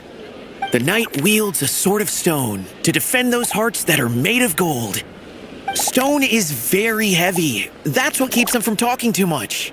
That's awesome! I want to be a knight when I grow up, too. Ring, here I come! Ha! Oh, the hat-wearing man. I never thought I'd see you again. You seem more determined than when I saw you last on the train. If you say so. Oh, I do say so. The people you once helped see it clearly. It's because you are once again on the right track. May the engine in our hearts propel us to the station of our dreams. I can move! I can move now, Roselle! What are they doing, running into the rings like that? You got them all so quickly! I've never seen anything like this in all my travels. Is this guy actually an old friend of theirs? But how? They're origami animals and clockwork people from a fairy tale. Getting to know them would be quite an arduous task, unless they share a hometown? I have to get to the bottom of this. Next time I see the Great Mage Alice, I shall demand answers. Thank you, Dory. I had a lot of fun. Now for your prize. Where did I put it? Give me a moment to dig it out. Oh, sweet grand prize. How I wish I didn't have to let you go. Good thing I've already turned a profit from the customers earlier in the night. Otherwise, I'd have wasted all my hard work. Okay, I'm back. What? I leave for 2 seconds and someone's already claimed the grand prize? Oh, well, these things happen, you know? Perhaps you'd be interested in one of the other prizes instead. We've got all kinds of wonderful goodies here. Is this the thing you wanted? Here, you can have it. Huh? But... Don't worry about it. It will be happier with you. Oh, thanks so much, miss. Moon Goddess. Oh, goodness gracious, Columbina. Give me strength. How am I supposed to make any more money from this child at this rate? Daddy, look! That's the game I was telling you about! Forget it. She is the Moon Goddess after all. I'll think of some other way to swing this. Maybe I can try to hook this new kid. Huh? Oh, someone already won the grand prize. You can take mine if you want. What? Why? Why are all these bleeding hearts coming here to ruin my business? Happy Moon Prayer Night, everyone. Happy Moon Prayer Night.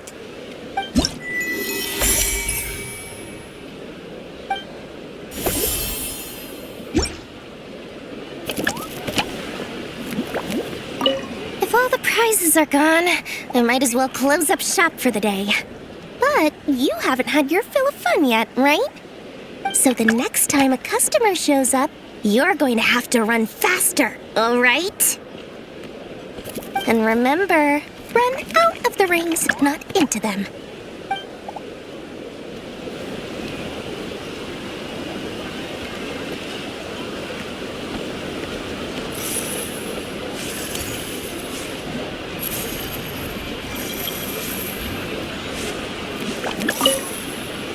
Done being a do-gooder yet? Thanks for coming here with me, Hat Guy. Are there any games you'd like to play? It's your turn to pick. I'll come with you. Why does that hamster think you've grown up? You haven't changed at all. I know you don't mean that. You're just taking the opportunity to make fun of me, aren't you? Even if you won't admit that taking some time to compose yourself is important, I can see that you're doing it in practice. Otherwise, you'd have taken off your hat and flown away by now. Looks like Albedo's socialization program has been far more useful to you than all those Vahumana textbooks.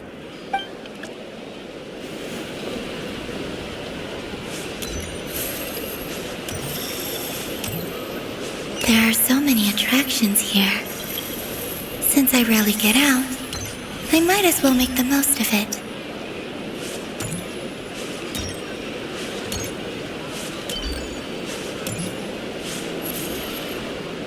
Moon Prayer Candy! Beautiful, tasty Moon Prayer Candy!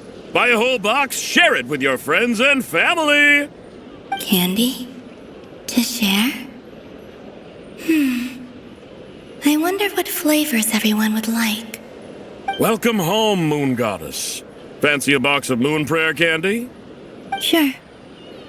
I knew you would. Now, what flavor would you like? I'm not sure. What flavors do you have? Is this for yourself or as a gift? A gift for my friends. Ah, I see. In that case, I'd recommend apple, lockaberry, or midsummerberry. Those are the most popular. Do you have nocturnal blossom flavor? Huh. I've seen couples give those as gifts before, but I did not know they were edible. No? Okay then. Moonfall silver? You did say this was for friends, right?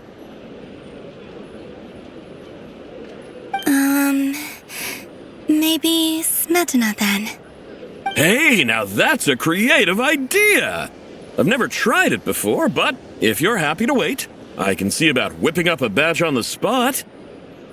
While we're at it, you got any other ideas?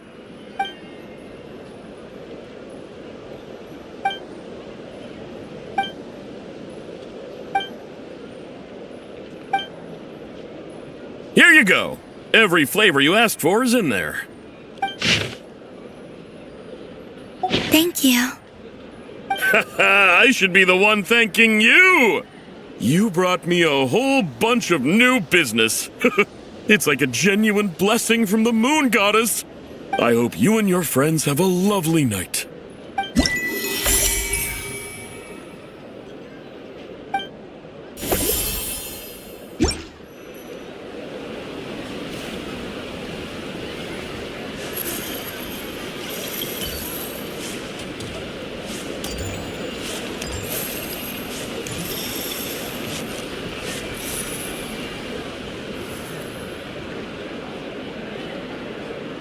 What is going on over here? It looks like fun. Hold it right there! You can't run away from me, Moon Goddess. Are you talking to me? Of course. Do you see anyone else here dressed up as the Moon Goddess besides me and you? Hey, come on! Call me by my Happy Moon Prayer Night, Moon Goddess. And the same to you. Anyway, there's no time to waste. Get ready for the duel of a lifetime. Duel? Meet my partner, Stacko. Come on out, Stacko! Well, don't just stand there.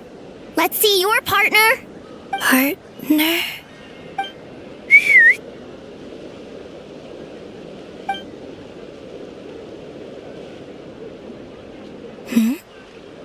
So I need to select a partner and command them in battle. Partner. I need a partner.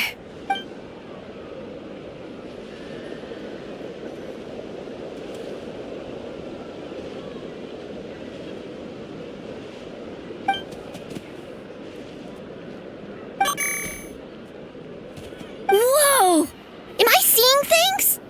Where'd you get a Kuhenki? They're super rare.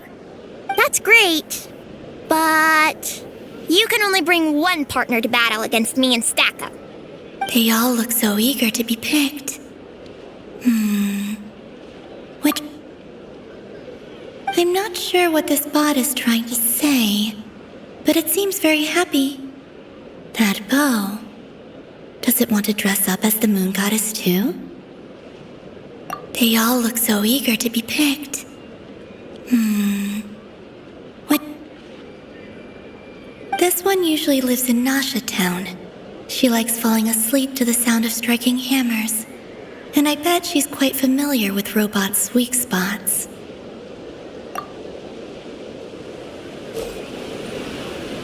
Testing! Testing! Oh, this is an emergency broadcast! An exciting battle is about to take place right here at the Nasha Town Special Arena! In this corner, we have the Moon Goddess and her robot partner. And in the other, we have the Moon Goddess and her Kuhenki partner. Only one Moon Goddess can be victorious in this ultimate battle of destiny. But who will it be? There's only one way to find out. Now, without further ado, let the Battle of the Moons begin! I don't care who we're up against. Stacko and I ain't gonna lose.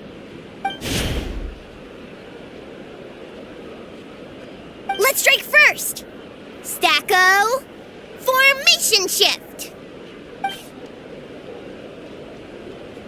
Ho ho ho! The robot has kicked things off with a change of formation, but the other party chooses to attack. Let's see how their partner performs.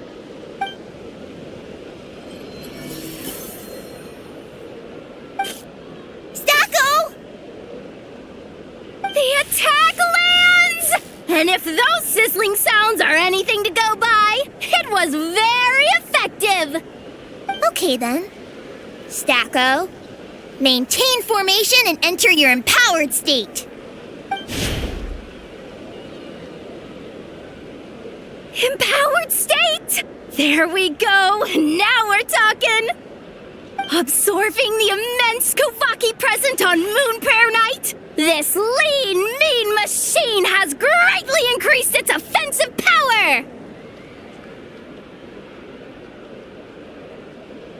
Good choice! Buffs count for nothing if you beat them before they can use it! Oh, it's a hit! But Stacko stands firm! The battle is heating up fast! I'm about to start sweating machine oil over here! Go for it, Stacko! Set Kuvaki to maximum! Can their opponents withstand this blow? And what will this moon goddess do? Don't be afraid.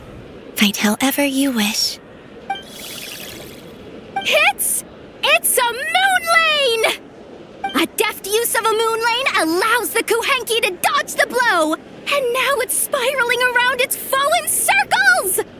1 loop, 2 loops, the robot's screen is bugging out! It's getting dizzy! Stacko! Oh, Stacko is down for the count! Our winner is the Moon Goddess! The slightly taller one, I mean. You did your best, Stacko. I'll take you to Ainos for a checkup right away, don't you worry.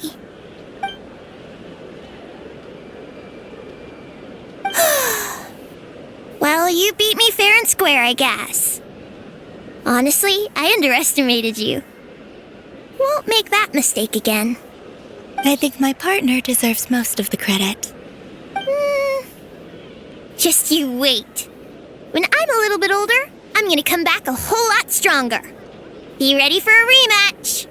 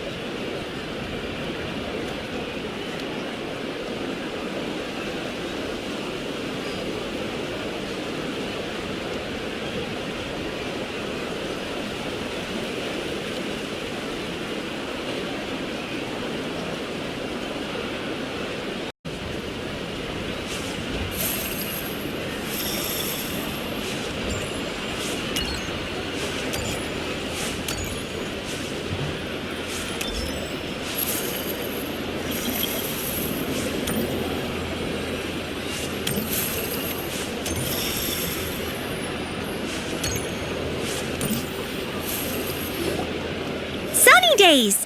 I prefer sunny days. Ah, well, you are as warm as the sun itself, Moon Goddess. Very well. I believe your spirit animal has to be this most adorable chic badger. Wow! Thank you, Mr. Talking Magic Lamp. Have a very happy festival, Moon Goddess. Lance? That's you, isn't it? Shh. It's our little secret, my dear traveler in Paimon. Okay, sure, but why are you here selling sugar sculptures? Everyone celebrates in their own way. After gazing into the abyss and spending time around gravestones all year, what better way to relax than to see sunny smiles on the faces of the living? Besides that, I like to think of myself as a fair judge of character. I dare say matching personalities to confection suits me rather well. That's not what Paimon was talking about. Aren't you afraid that your true identity might be exposed? Should I be? There is all manner of magic in the air this moon prayer night, thanks to the work of the great mages. I see Miss Columbina is hiding in plain sight. Why should I not do the same? Why miss this rare opportunity to enjoy a special evening in my true form? Fair enough. You got a point there.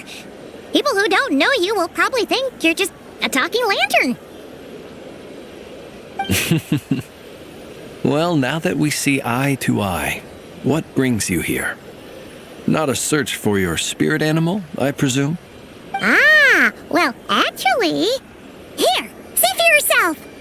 Oh, this is... How wonderful. A beautiful idea. Yeah, we just met Barca, and he said that having everyone draw their own section was kind of boring. So, he did your bit for you. Ah, Varka. Ever the maverick. I see his artistic skills are truly one of a kind. In that case, I shall paint something on Mr. Albedo's behalf in a short while. What? Why not now? Ahem. Welcome home, Moon Goddess. Whew, that was close. Hello, Flins. Well, she recognized you right away! What keen eyes you have, Miss Columbina. Especially considering they are shut. I did not see you. Rather, I sensed you. I can sense the fluctuations in Kuvaki all around me.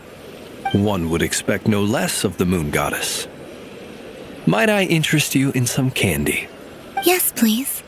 Excellent. I shall make some for you right away. Something the matter, Miss Columbina? What about my spirit animal?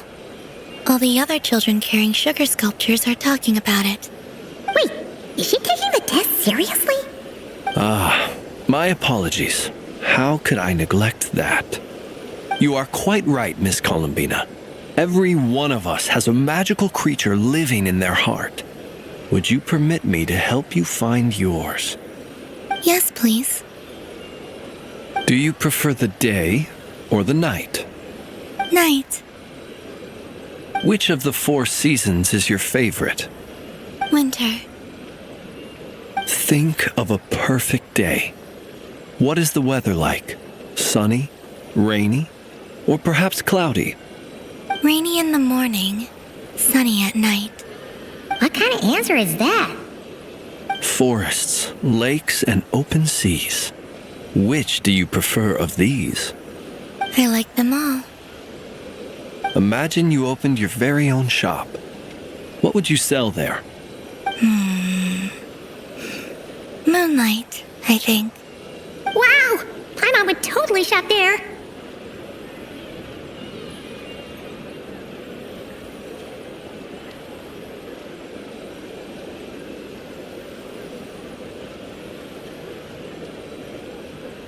It wouldn't cost anything.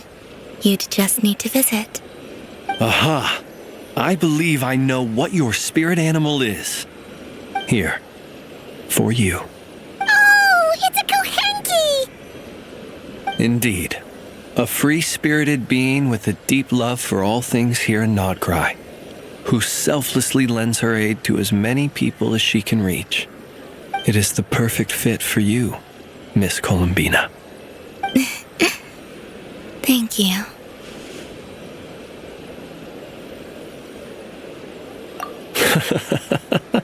It would be my honor.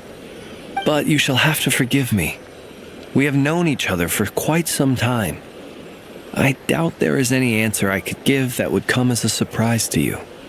So instead, would you accept this sugar sculpture as a token of our friendship? It's a lantern. Hey, why don't you two go enjoy your candy over there? Paimon wants to try out this spirit animal thing too. Right, Flint's? Come on, play ball. I got this drawing done. But I want to hear Paimon's answers. Ah, but it'll probably take ages. Paimon's a complex soul. And we don't want your candy to melt while you wait, huh? Oh. Okay then.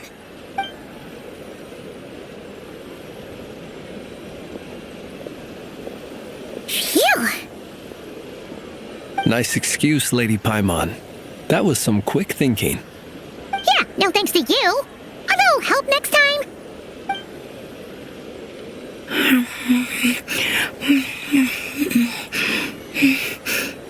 It's sweet. Is that lockaberry? I wonder what flavor the traveler got. This way, this way! It's the candy-selling lantern! I'm coming!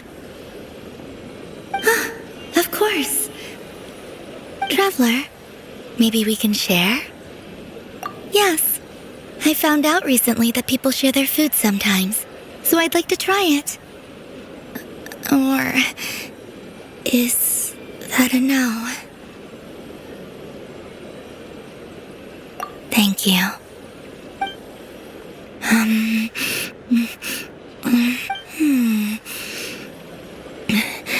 Yours is a little more sour than mine. Here, you try it. Are you sure? Amazing. My sugar sculpture has shrunk, yet my heart is filled with feelings of sweetness. I will remember this feeling. Sure.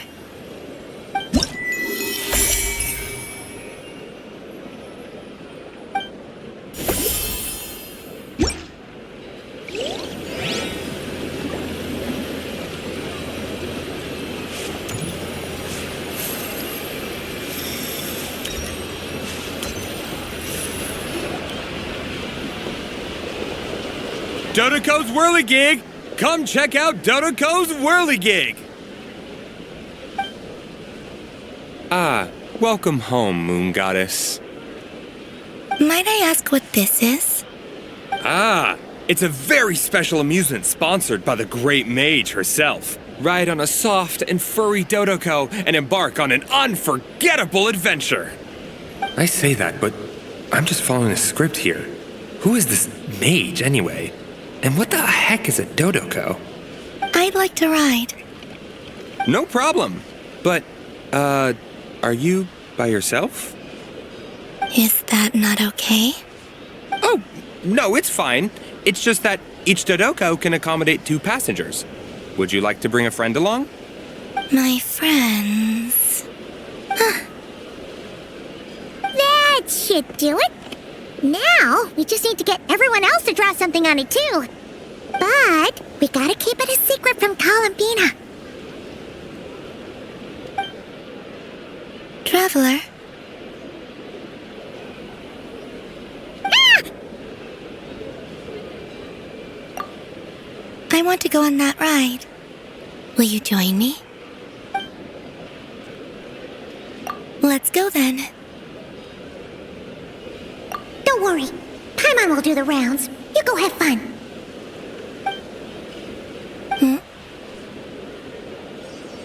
All right. I think we have to wait in line over there. Please take your seats. For safety reasons, you mustn't try to leave the ride before it comes to a complete stop. All right, you're all set. I wish you both a wonderful journey.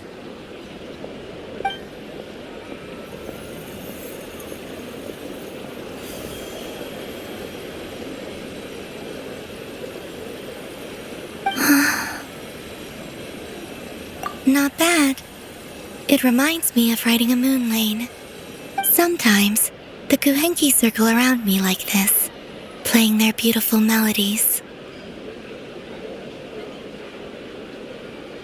Yeah, I'm going to miss them.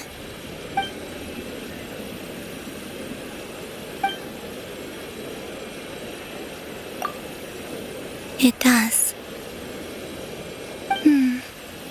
I've felt scared in the past, too.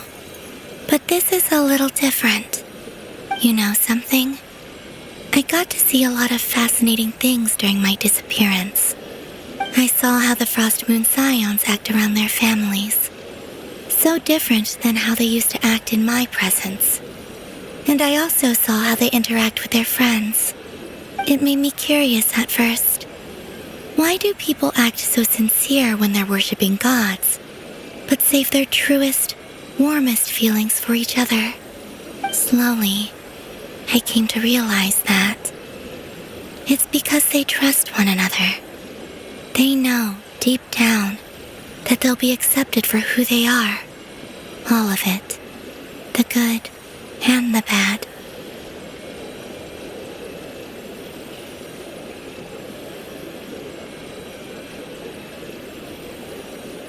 I know. I knew it the moment you started calling out my name.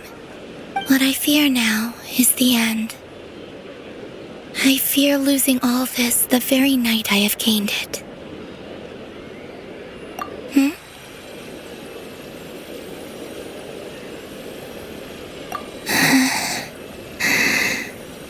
Thank you for this conversation. Thank you for listening to me. Don't worry. This fear I have, and the unknown that awaits me, they cannot hurt me. Not when I possess a treasure far greater. I just want you to remember this version of me, the real me, on this final night together. Dear passengers, Dodoko's awesome adventure has come to a close. Please leave in an orderly fashion, and we look forward to seeing you again in the future. Don't want the journey to end, huh? Don't worry, you two. There's always another adventure waiting just around the corner.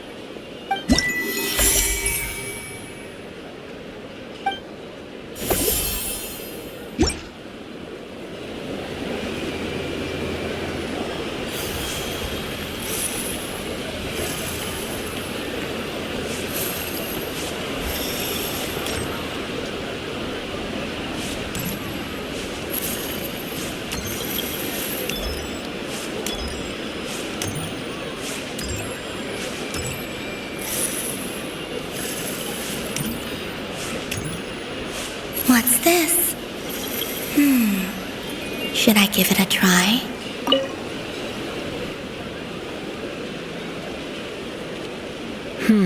I don't have enough data. Need more samples. But who should I ask for help? Is this one of the amusements?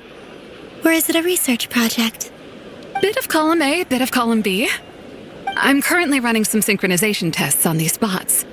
Basically, you need to press the button to help them successfully obtain the treasure. But you've got to time it right. I'll record your data, which will be used to improve the robot's accuracy. But, ma'am, I mean, Moon Goddess, don't you think you should take your eye mask off first? There's no need. I will be all right. Okay then. Whatever you're comfortable with. Great. Then let's begin.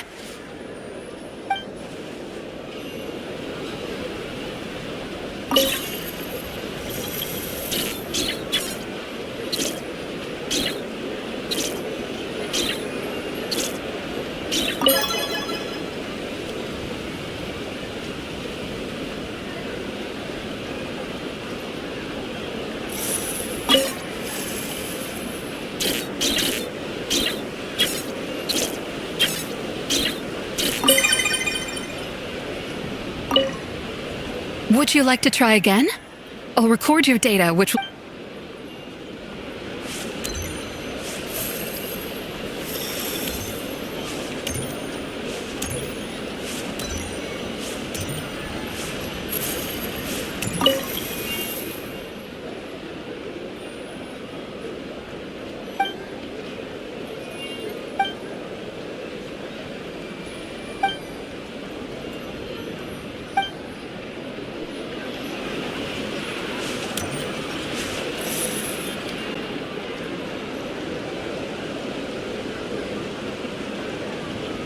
Doesn't make any sense. How am I losing every single time? Wait, Inefa, you're cheating, aren't you?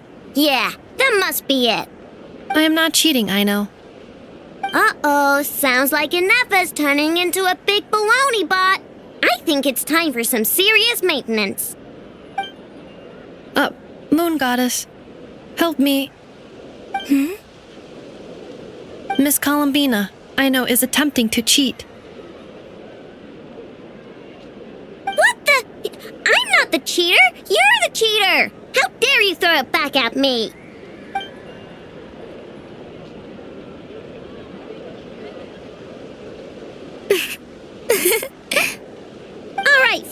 Let's all laugh at I know.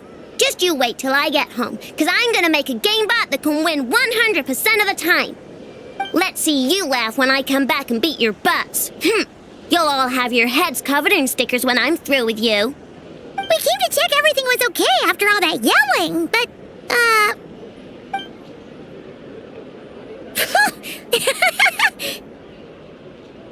Whatever it is, it sounds like cheating is allowed. Kuhenki concentration. Each player starts with differently colored kuhenki. Each round, they draw one kuhenki from their opponent. When a player has two kuhenki of the same color, they make a pair and can be discarded.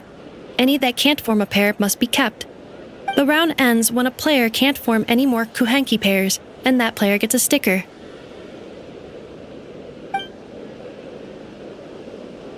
ooh, can 4 people play as well?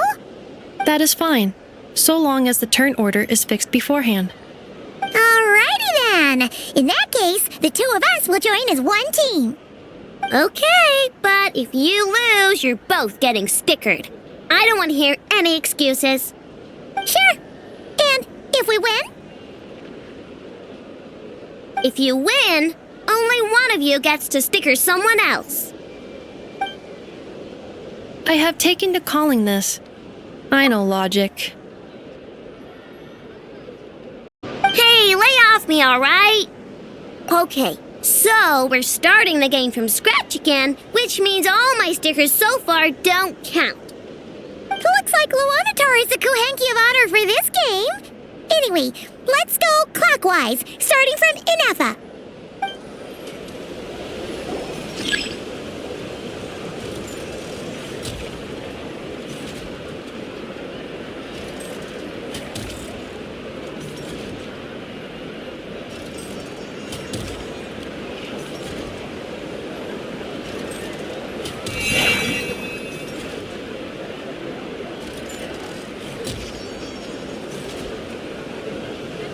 Nice! That's a pair!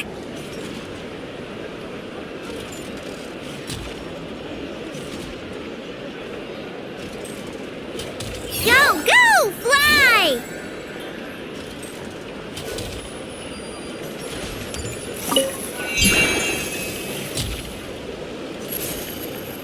Go on.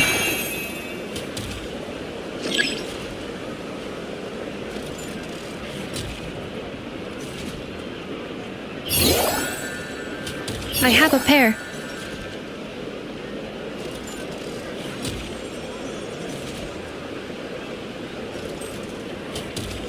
Uh-oh! We gotta pick up the pace!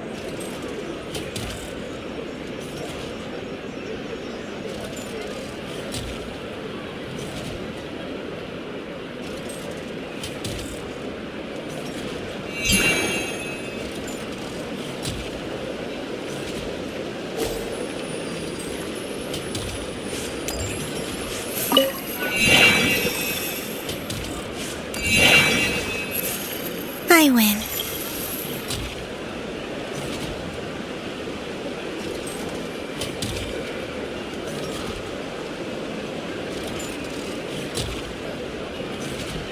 Phew, that was too close. I thought I was gonna lose. Good luck, everyone. Aw, we're out!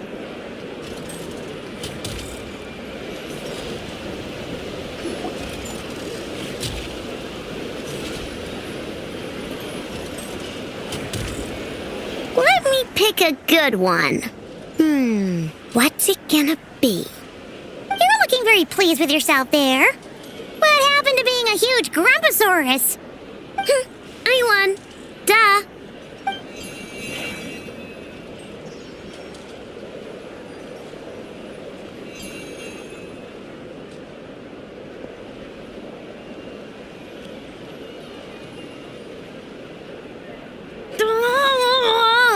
Me again? Don't fidget too much, Ino, or the sticker's going to fall off. I don't care. If it falls off, it falls off. If a pair of Kuhenki get discarded, why not a pair of stickers? Huh? Huh?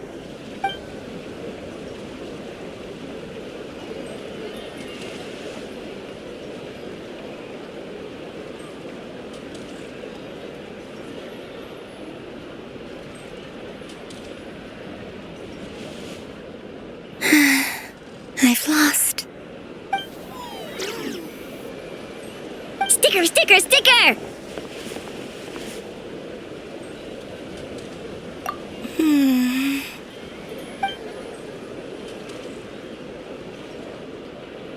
Cute! You think so? Shame. I can't see it for myself.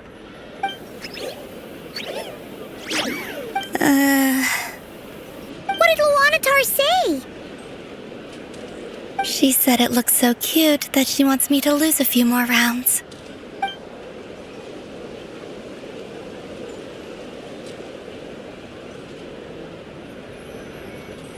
Who put these stickers on Paimon's eyebrows? Ugh, she can barely see! Alright, now, I think we got enough evidence to prove that there's a serious problem here. Yes, I agree as well. The culprit is... Inefa! Culprit? What did I do? Quit acting dumb, Inefa! You're not wriggling your way out of this one. I've been watching you. Not only did you remember whose side Luanatar started at, but every time someone drew a Kuhenki, you were logging it and calculating every last possibility. Which Kuhenki pairs were gone, who had what color Kuhenki in their hand, even our facial expressions. You were keeping track of it the entire time. Exactly! Why Aino said! Putting aside the fact that running calculations is not against the game rules, do you have any evidence to support your allegations? But that's not against the rules either. So she admits it. She certainly does. Alright, everyone grab a sticker. It's time to get Inefa back. But... Take that!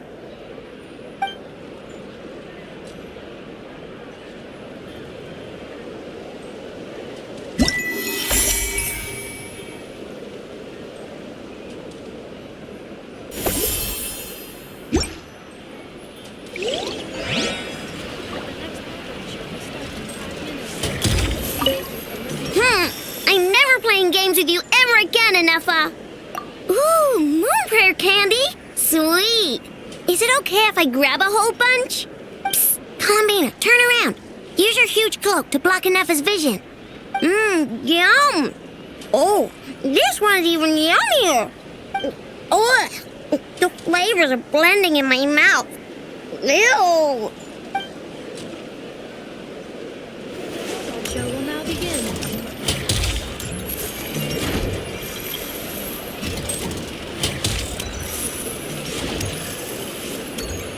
Please welcome to the stage, Cool Your Jets Ducky.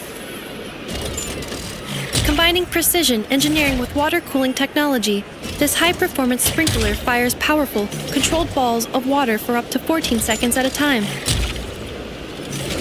as well as providing accurate plant watering at range. It can also be used to clean those tough-to-reach areas of the house that Aino cannot get to, no matter how high she jumps. Show us what you can do, Cool Your Jets Ducky. Now that's what I call true power. What a demonstration.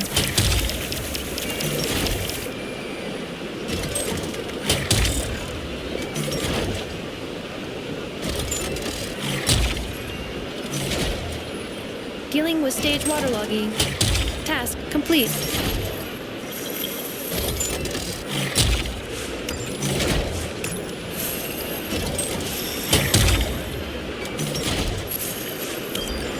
Ding dong. The next robot Aino is throwing a tantrum again. I believe it will take 3 crumb-kakes to constitute a suitable peace offering. Scanning candy composition and ingredient ratios. Selection confirmed. I would like the crumb-kake flavor. Flavor profile simulates real crumb-kakes with 27% accuracy. This is a non-viable substitute for Aino's afternoon snack. One moment, please. Done. Please sample this freshly baked crumb-kake, Miss Columbina. Ding dong. The next robot show will start in 5 minutes. We thank you for your patience. The robot show will now begin.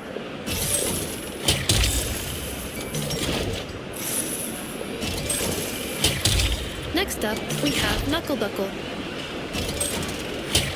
armed domestic robot utilizes multi-sensor fusion technology to provide 24-hour security and environmental parameter monitoring.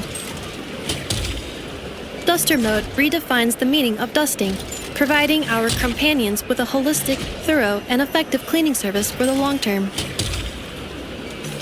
Take it away, Knuckle Duckle.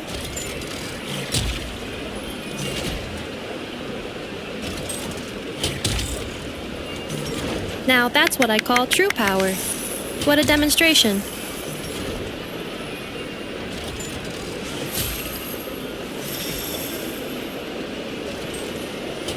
Clearing stage of Kuvaki stamping die. Task complete.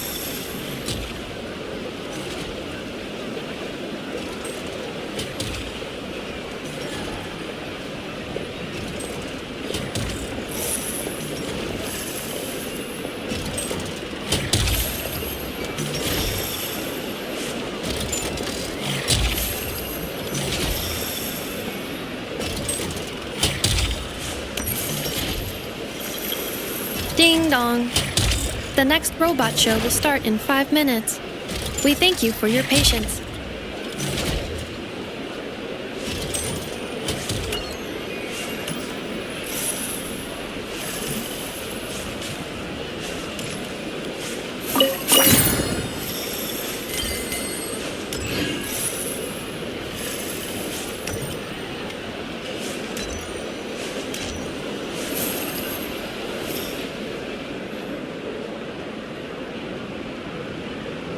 Well, look who it is. I heard someone went and disappeared on us the moment we let her out of our sight. They looked all over for you. Frankly, I didn't think you'd be back for Moon Prayer Night. Were you worried about me, Sandrone? You would like that, wouldn't you? Do you even hear what you're saying? It seems to me like you disguised yourself with festive headgear, just so that you could come see me on Moon Prayer Night and make sure I'm okay. You didn't even bring Polonia with you. You? I thought you couldn't see. I cannot. But I sense the confusion of those around us rippling through the Kuvaki currents. Based on what I know about you, let me guess what you're wearing. Is it cat ears? Shut up! I'm only here to protect the Fatui's interest in this territory. Running into you was pure bad luck. Really? But you were the one who asked Arlecchino to help everyone find my name. Columbina! Ugh! Just one more word, and I'll unscrew your vocal cords. It's Columbina hyposelenia now. Tell someone who cares. I've missed you, Sandrone. The whole time I was gone, I was thinking. I hope I get a chance to say some ugly words to you. Is that supposed to be a joke? Anyway, let's go play that game. What? You mean that frostfin whale? Yes. It's some kind of game where you get bitten if you step on the wrong tooth. Seems like fun. Who in their right mind would wanna? Because you're not a scaredy cat. Fine! You wanna play? Let's play. Don't complain when I kick your sorry butt. Lovely. You old geezer! I'm gonna beat the pants off you! Just you watch! I almost forgot. Sandrone? What is it now? You'd better not lose, or I'm going to beat your head in. What? Allow me to demonstrate since I'm feeling so nice. You just step on the teeth, like this.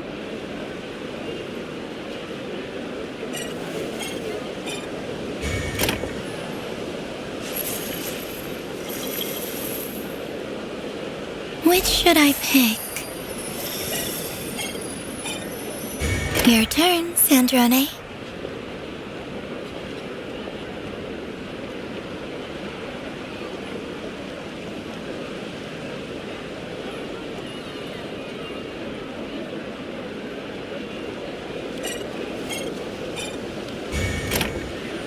Don't come crying to me if you get bitten.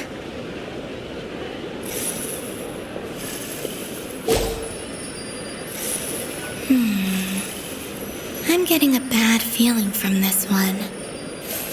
Sensing Kuvaki doesn't count it, there are less and less teeth remaining.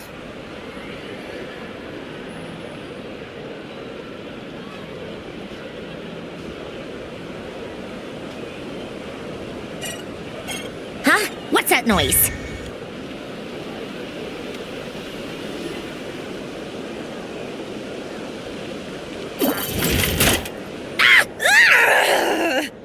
I think you might have picked a bad tooth, Sandrone. Shut it! Do you need any help? It seems like you're stuck. No! It's just a blasted toy! How is its grip this strong? Stop laughing! All right. Well, you lost. So just like I promised. Hey! What are you doing? Are you seriously? Hiya! Why you? Oh, just you wait! Rematch! Are you all right, Sandrone? That was quite a strong bite. Are your clockwork parts? Quit your fussing! I don't need it! All right. I'll go first this time.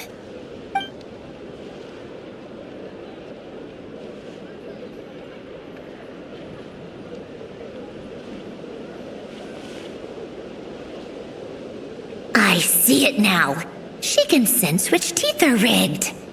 So I just need to avoid the same ones that she does.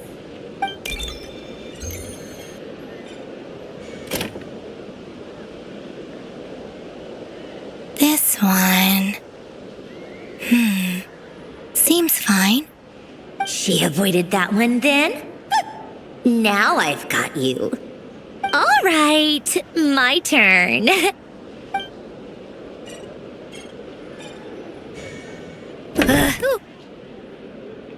What? Looks like you lost again, Sandrone. Wait! There's more than one bad tooth! Bonk.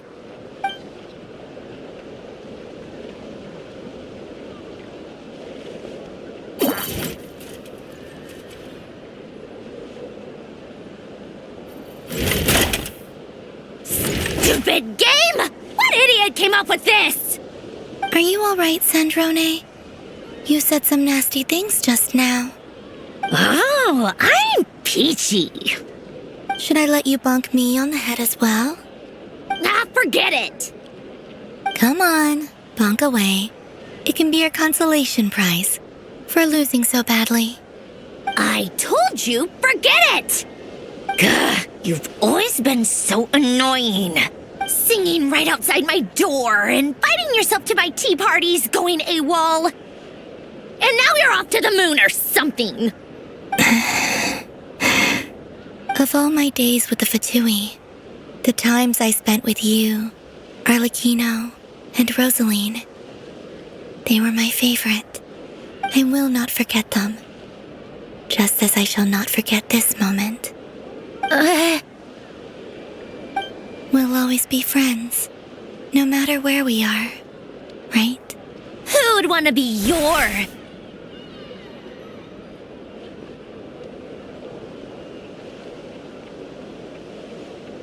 I'll miss you, Sandrone.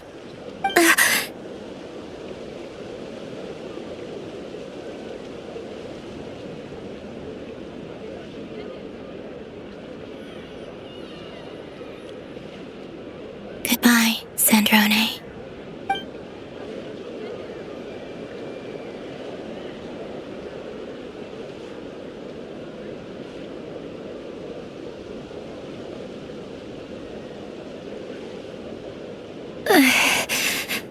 Oh, miss you too, Columbina. Sorry, what was that?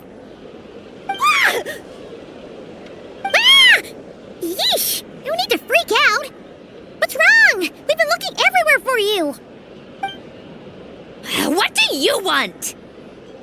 Oh, nice ears.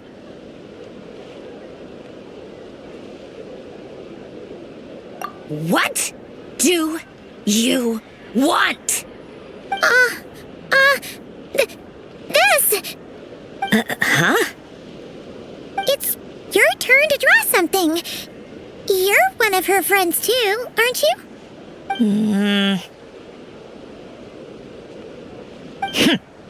Doesn't know how lucky she is.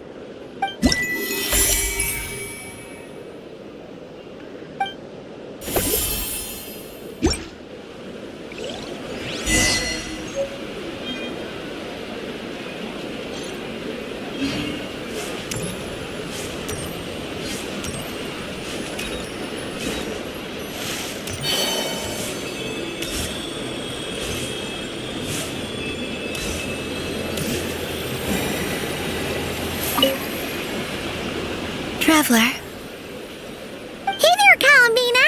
Are you done checking out the festive amusements already? Are you sure you don't want to look around some more?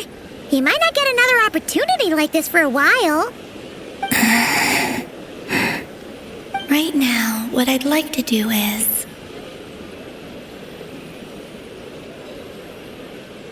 Thank you. But I think I've had enough fun for one night. I've made plenty of precious memories. Really? You're sure you don't want to have a little more fun out there? Finally? Yes, I am sure.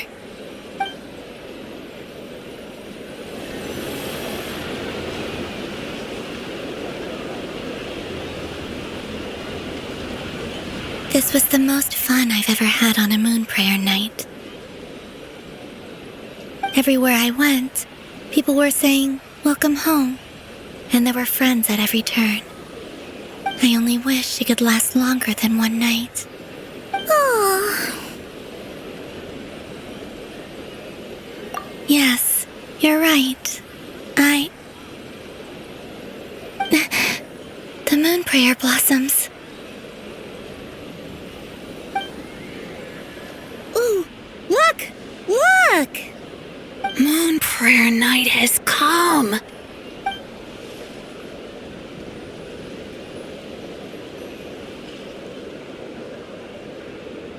The moon. It's so beautiful. Happy moon prayer night, dear.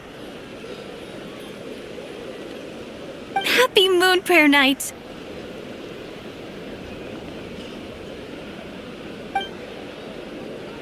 Happy moon prayer night.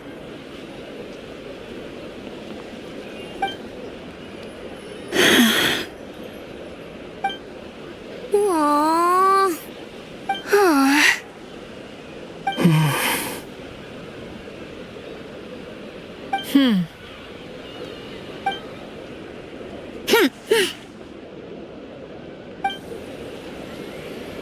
Time flies when you're having fun.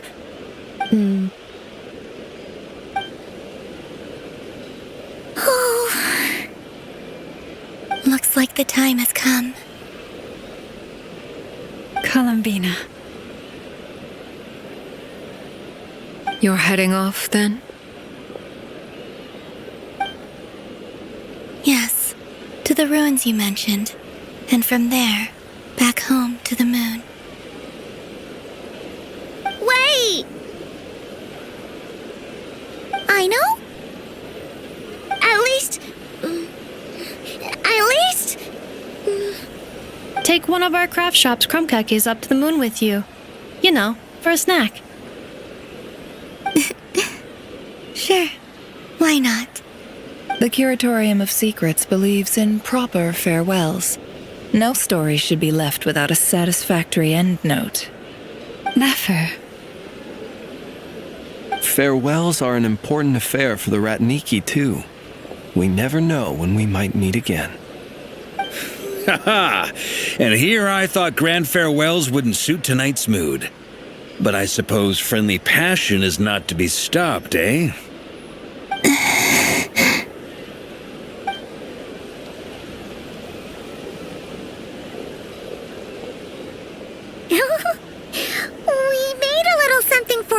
Columbina. Ta-da! What is it?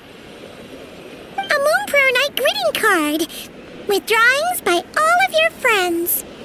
You did mention that you'd like a portrait done, so I took the liberty of creating one for you. I, meanwhile, did the portrait of Mr. Albedo, and Mr. Varka did the same for me. I mean, I think my work was pretty true to life, don't you think? The picture of Ashru was my doing. The two of you seem to get along rather well. Wait, was I the only one who did a full body picture? That's so embarrassing. I did pictures of me and Anefa. I did my own portrait and one for Hat Guy. Plus, there's the two mages, Arlecchino and Sandrone. So, if you ever miss us, just flip the card open and we'll all be right there with you. I don't know what to say. Thank you so much, everyone. This whole Moon Prayer Night was more than I could have ever asked for. It is the greatest gift I have ever received. Lama, I figured it out. Figured what out? Remember how the Frost Moon Scions used to use milk as invisible ink to write hidden messages? That was a very long time ago. Oh, are you saying? Yes. When I miss you all, I shall use Moonlight in the same way, to write words that only you can see upon the moon itself. Wow, that sounds lovely. Quite. But how will we see them? Simply open your windows on nights when the moon shines bright, and the moonlight will naturally flow towards the words I have written. That sounds most fitting indeed. Very true to form. I'll try to write them in places that won't disturb your sleep. I, for one, would sleep all the better for having read one of your messages before settling down for the night. Exactly. So don't worry about disturbing anyone's sleep. Just promise you'll write to let us know you're okay, all right? All right. I promise.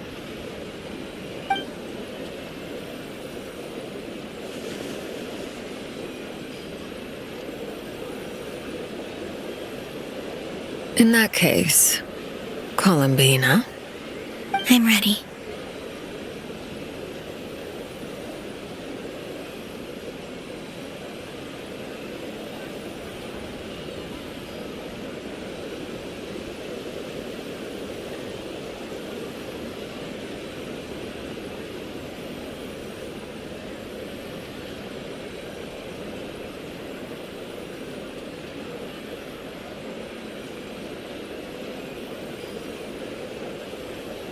Very well.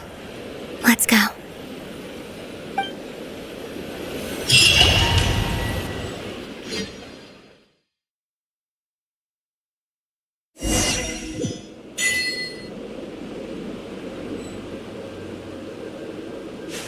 In just a few moments, I will be gone.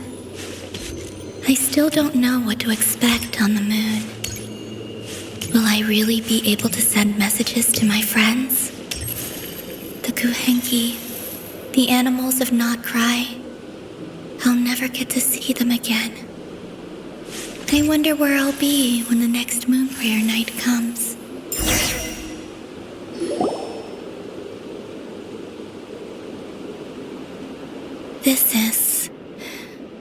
This is where the people of Hyperborea used to communicate with the moons.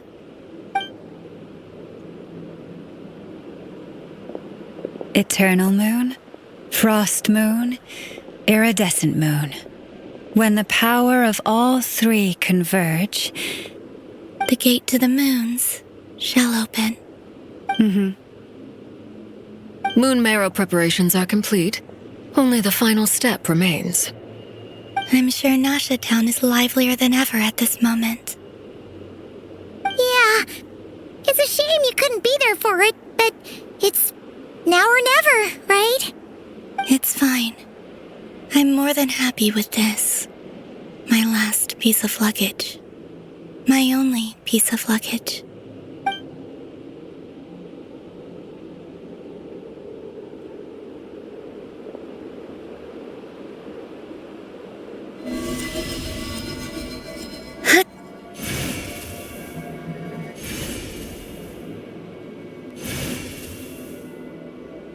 I can already feel the moon calling to me.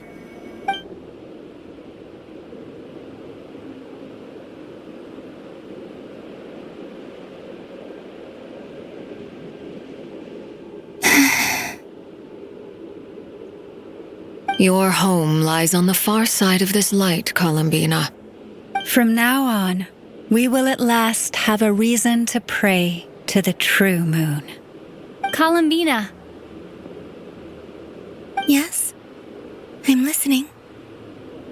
Be sure to come back and see us when you get the chance.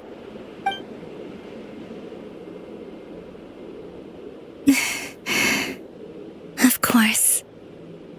But if that chance doesn't come, then remember that you have friends on this planet. People who will miss Columbina. Yes, I will. Thank you for everything you've done for me. And remember, come night or day, the moonlight shall always connect us. Well then, farewell, my friends.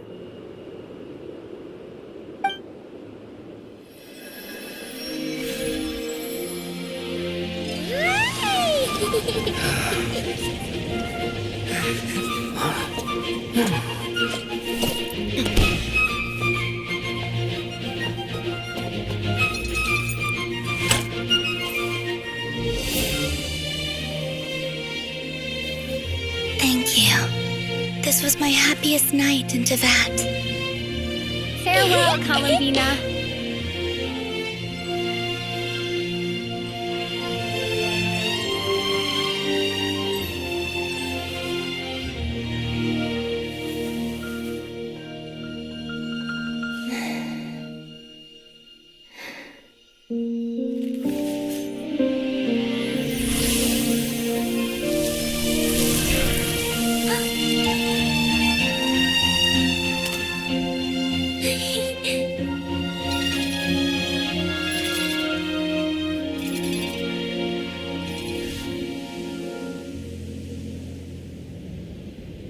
The moon really is closer than ever tonight.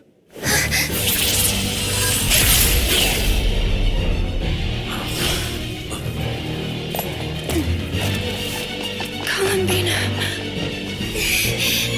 All 3 moons in one place. Time for one final experiment. Reason, life, death, time, and space. They all believed I would fail.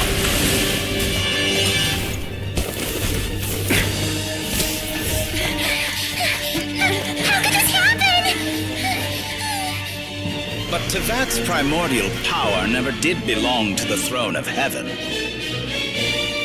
And now, they are mine.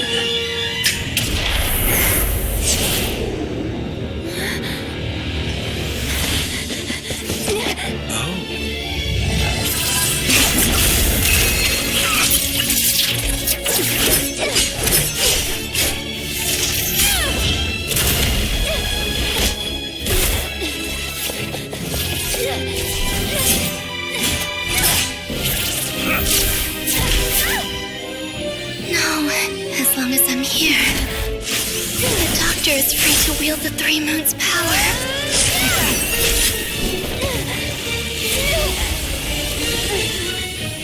It's the only way.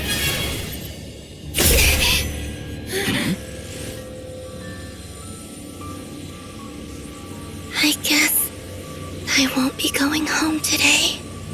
Columbina! No!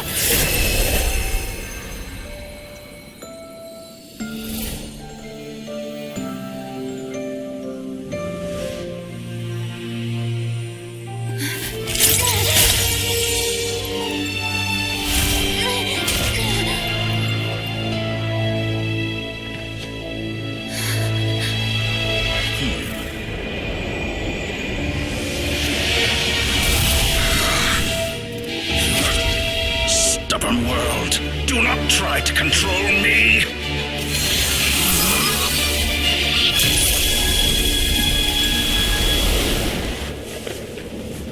Mina.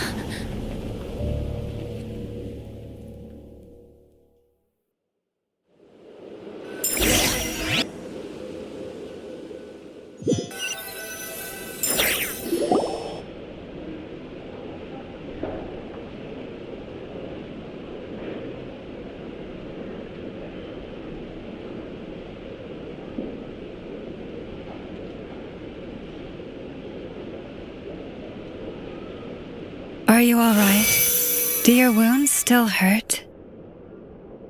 I had someone prepare a little medicine that could prove effective. Take it if you need to. In that case, let me relate the contents of the call we made to Alice after the incident occurred.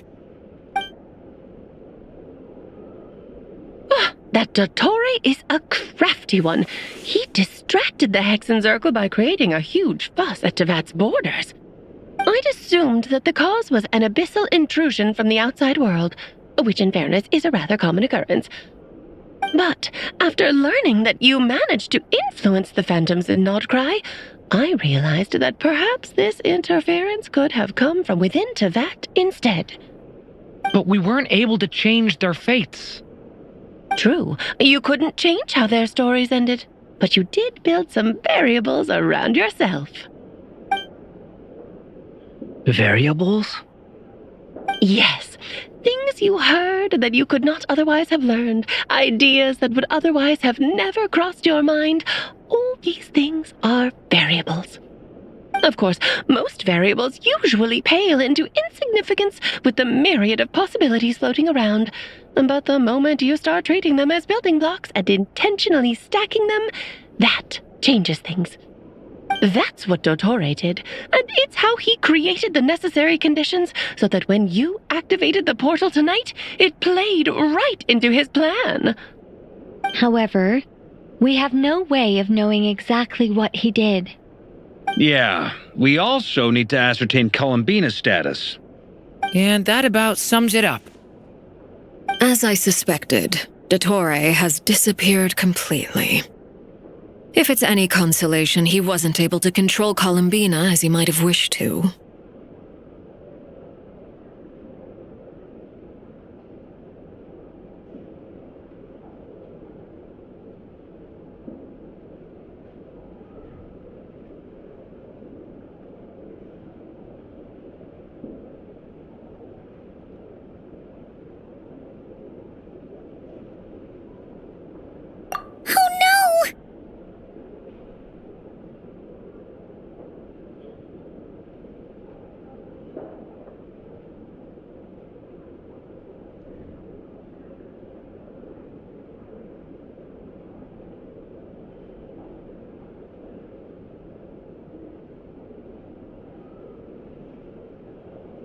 What?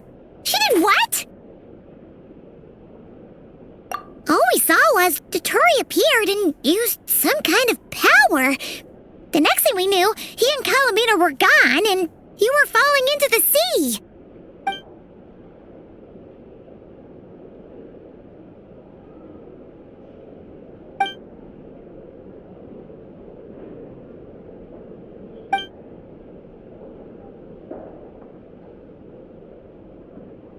So, Columbina intentionally opened the Moon Gate and escaped into the same mysterious world as Rerir and Thalindis. Sounds like bad news.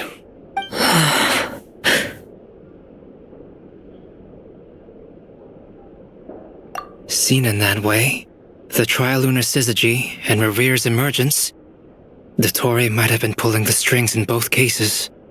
According to Miss Alice, he is attempting to transcend his destiny and finish an experiment that only a god might complete. An utter lunatic. Wait a sec, where's Hat Guy? Seems like he'd want to be here for this.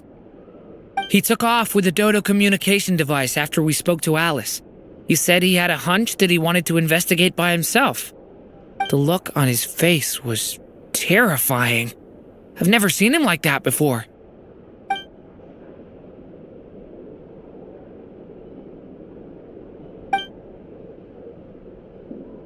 I'm back. Hat guy! I went to look for the Hyperborean phantoms again. I think I've gotten to the bottom of it. I got them to talk to Nicole on the other end of the communications line. Turns out, the history they describe is different from how Nicole remembers it. Really? But how? Surely Nicole can't have been wrong. Because the phantoms are the ones who were deceived. They speak of a savior who appeared in their history. One who never should have existed. This savior promised to create a new moon within the false sky, and even bring back their moon goddesses. Foolishly, they believed in him, and told him everything he wanted to know about the moons. It's obvious that this was Dottoro's doing. Now you mention it, the first time we entered the Hyperborean ruins, we heard the phantoms discussing their history, and I remember Nicole commenting that something sounded a little strange. But Dottore shouldn't have been able to get in there in the first place. He didn't. Nicole said that this was an anomalous state triggered by disruptions in the causal connections between phantoms from the same era. The variables that Dottore put in place were substantial enough that they even affected phantoms that he never met. So it's not that their memories were unclear. They'd been tampered with. That's exactly the possibility Dottore was trying to manufacture. He turned these variables into knowledge and engineered the situation so all that knowledge would fall into his hands. Then, he harnessed that knowledge on Moon Prayer Night to truly create a false moon. How is that even possible? To be precise, he exploited a weakness in the way the spell works. The spell senses Kuvaki to detect the moon's location. So, as long as the false moon more strongly resembled the moon than the frost moon beyond the skies, the gate would teleport Columbina to the false moon's location. In other words, to Dottore's side. Once he had her under control, the teleportation spell remained active, and he manipulated her power to seize both moon marrows. At that moment, the moon marrows disappeared right before our eyes. It was already too late, even as we were leaving the ruins. By then, Dottore had already amassed the power of all 3 moons. So, where does that leave us? What do we do now? I'd certainly like to know what Her Majesty thinks, now that the concerns I expressed to her have come to pass. But we cannot simply sit and wait for her to decide the matter. And in any case, it is not the Fatui Harbinger Damselette who sees us as her friends, but rather Columbina Hyposelenia. If, even in such extreme circumstances, Her Majesty will not lift the prohibition on Harbingers drawing steel against one another, then I will do as my heart demands. I will fight as Peruware instead. Oh, Arlecchino! Time is short, so I'll make the first move.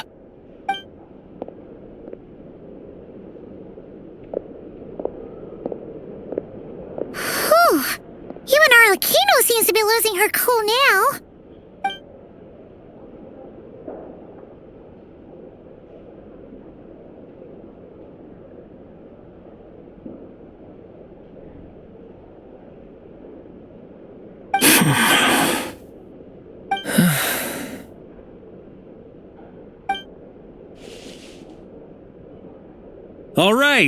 All right. Lose those dejected looks for a moment and let me get a word in. It looks bad, I won't lie. Very bad, in fact. So Dottore's pulled some real dirty tricks to gain the upper hand. For now. And yeah, it's to the point where even the mages say that his variables have affected destiny. I'm not so sure, though. Many have told me that Tevat's destiny is fixed, and that does appear to be the case. Well, what makes Dottore so sure he'll be the exception? And since he was able to stack these variables up, who's to say we can't do the same? You of all people should not be discouraged, traveler from afar. This isn't over yet.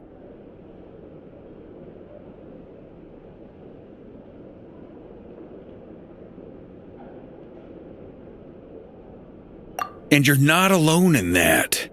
Everyone here does, whether they've spoken thus far or not. But none of us are the type to sit back and wait for the sun to shine again. That's exactly how a knight should roll. If they knock you down, you get back up and get back in it. Don't forget, Honorary Knight, you're a legitimate member of Mondstadt too. Fork is right. This is far from over. Dottoro's already way overdue a butt-kicking given his past shenanigans. And after this, he's earned himself a double dose. That's what I'm talking about. How's everyone else feeling?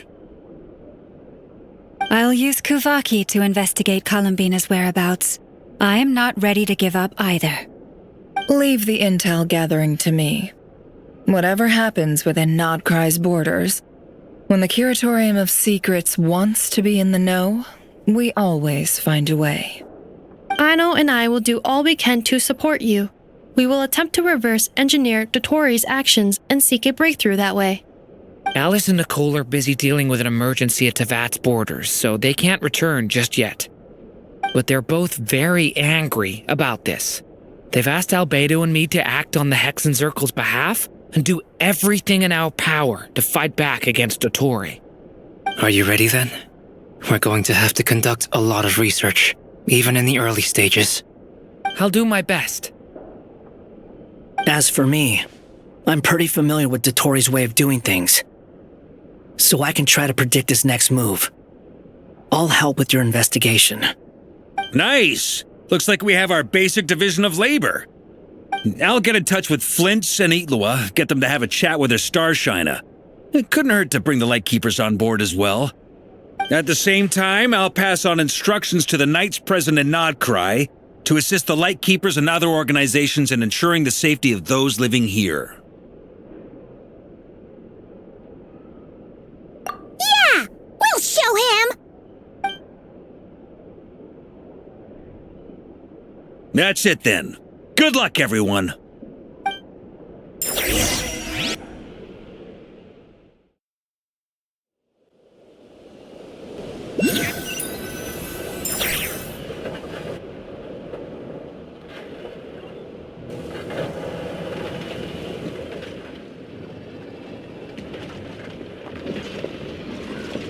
I never thought that Columbina would become my real name. It went from being a Fatui code name to something my friends call me. And remember, come night or day, the moonlight shall always connect us.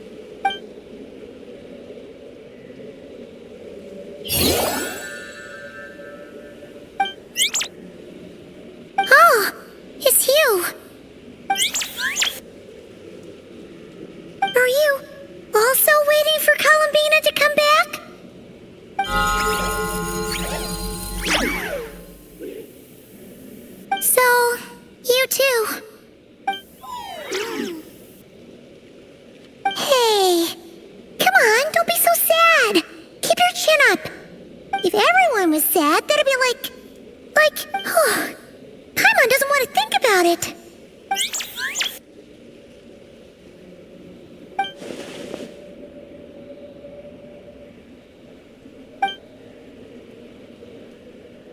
I haven't given up yet. Columbina, all of her friends, none of them would ever just give up like this. Give us a little more time.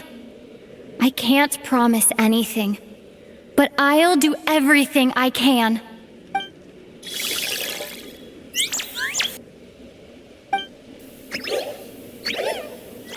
Are they cheering for us?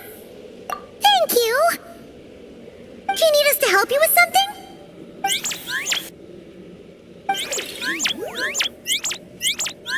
This Kuhenki. Paimon thinks she looks a little flustered. Why don't you play something? If they hear a familiar melody, maybe they'll calm down a little bit.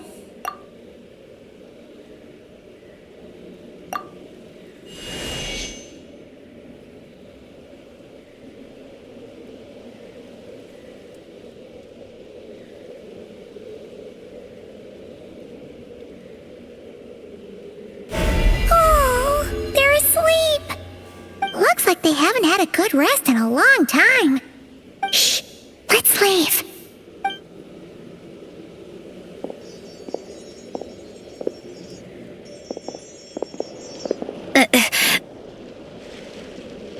Sandrone! What are you doing here? What? Am I not allowed to take walks now? Thought as much. No such thing as a free miracle, you know. Hey, which way are you headed? Paimon means we don't see much of each other. Maybe we could join you for a bit. Let's not. I'm not in a good mood today and don't have anything nice to say. Besides, comfort is the last thing this place needs.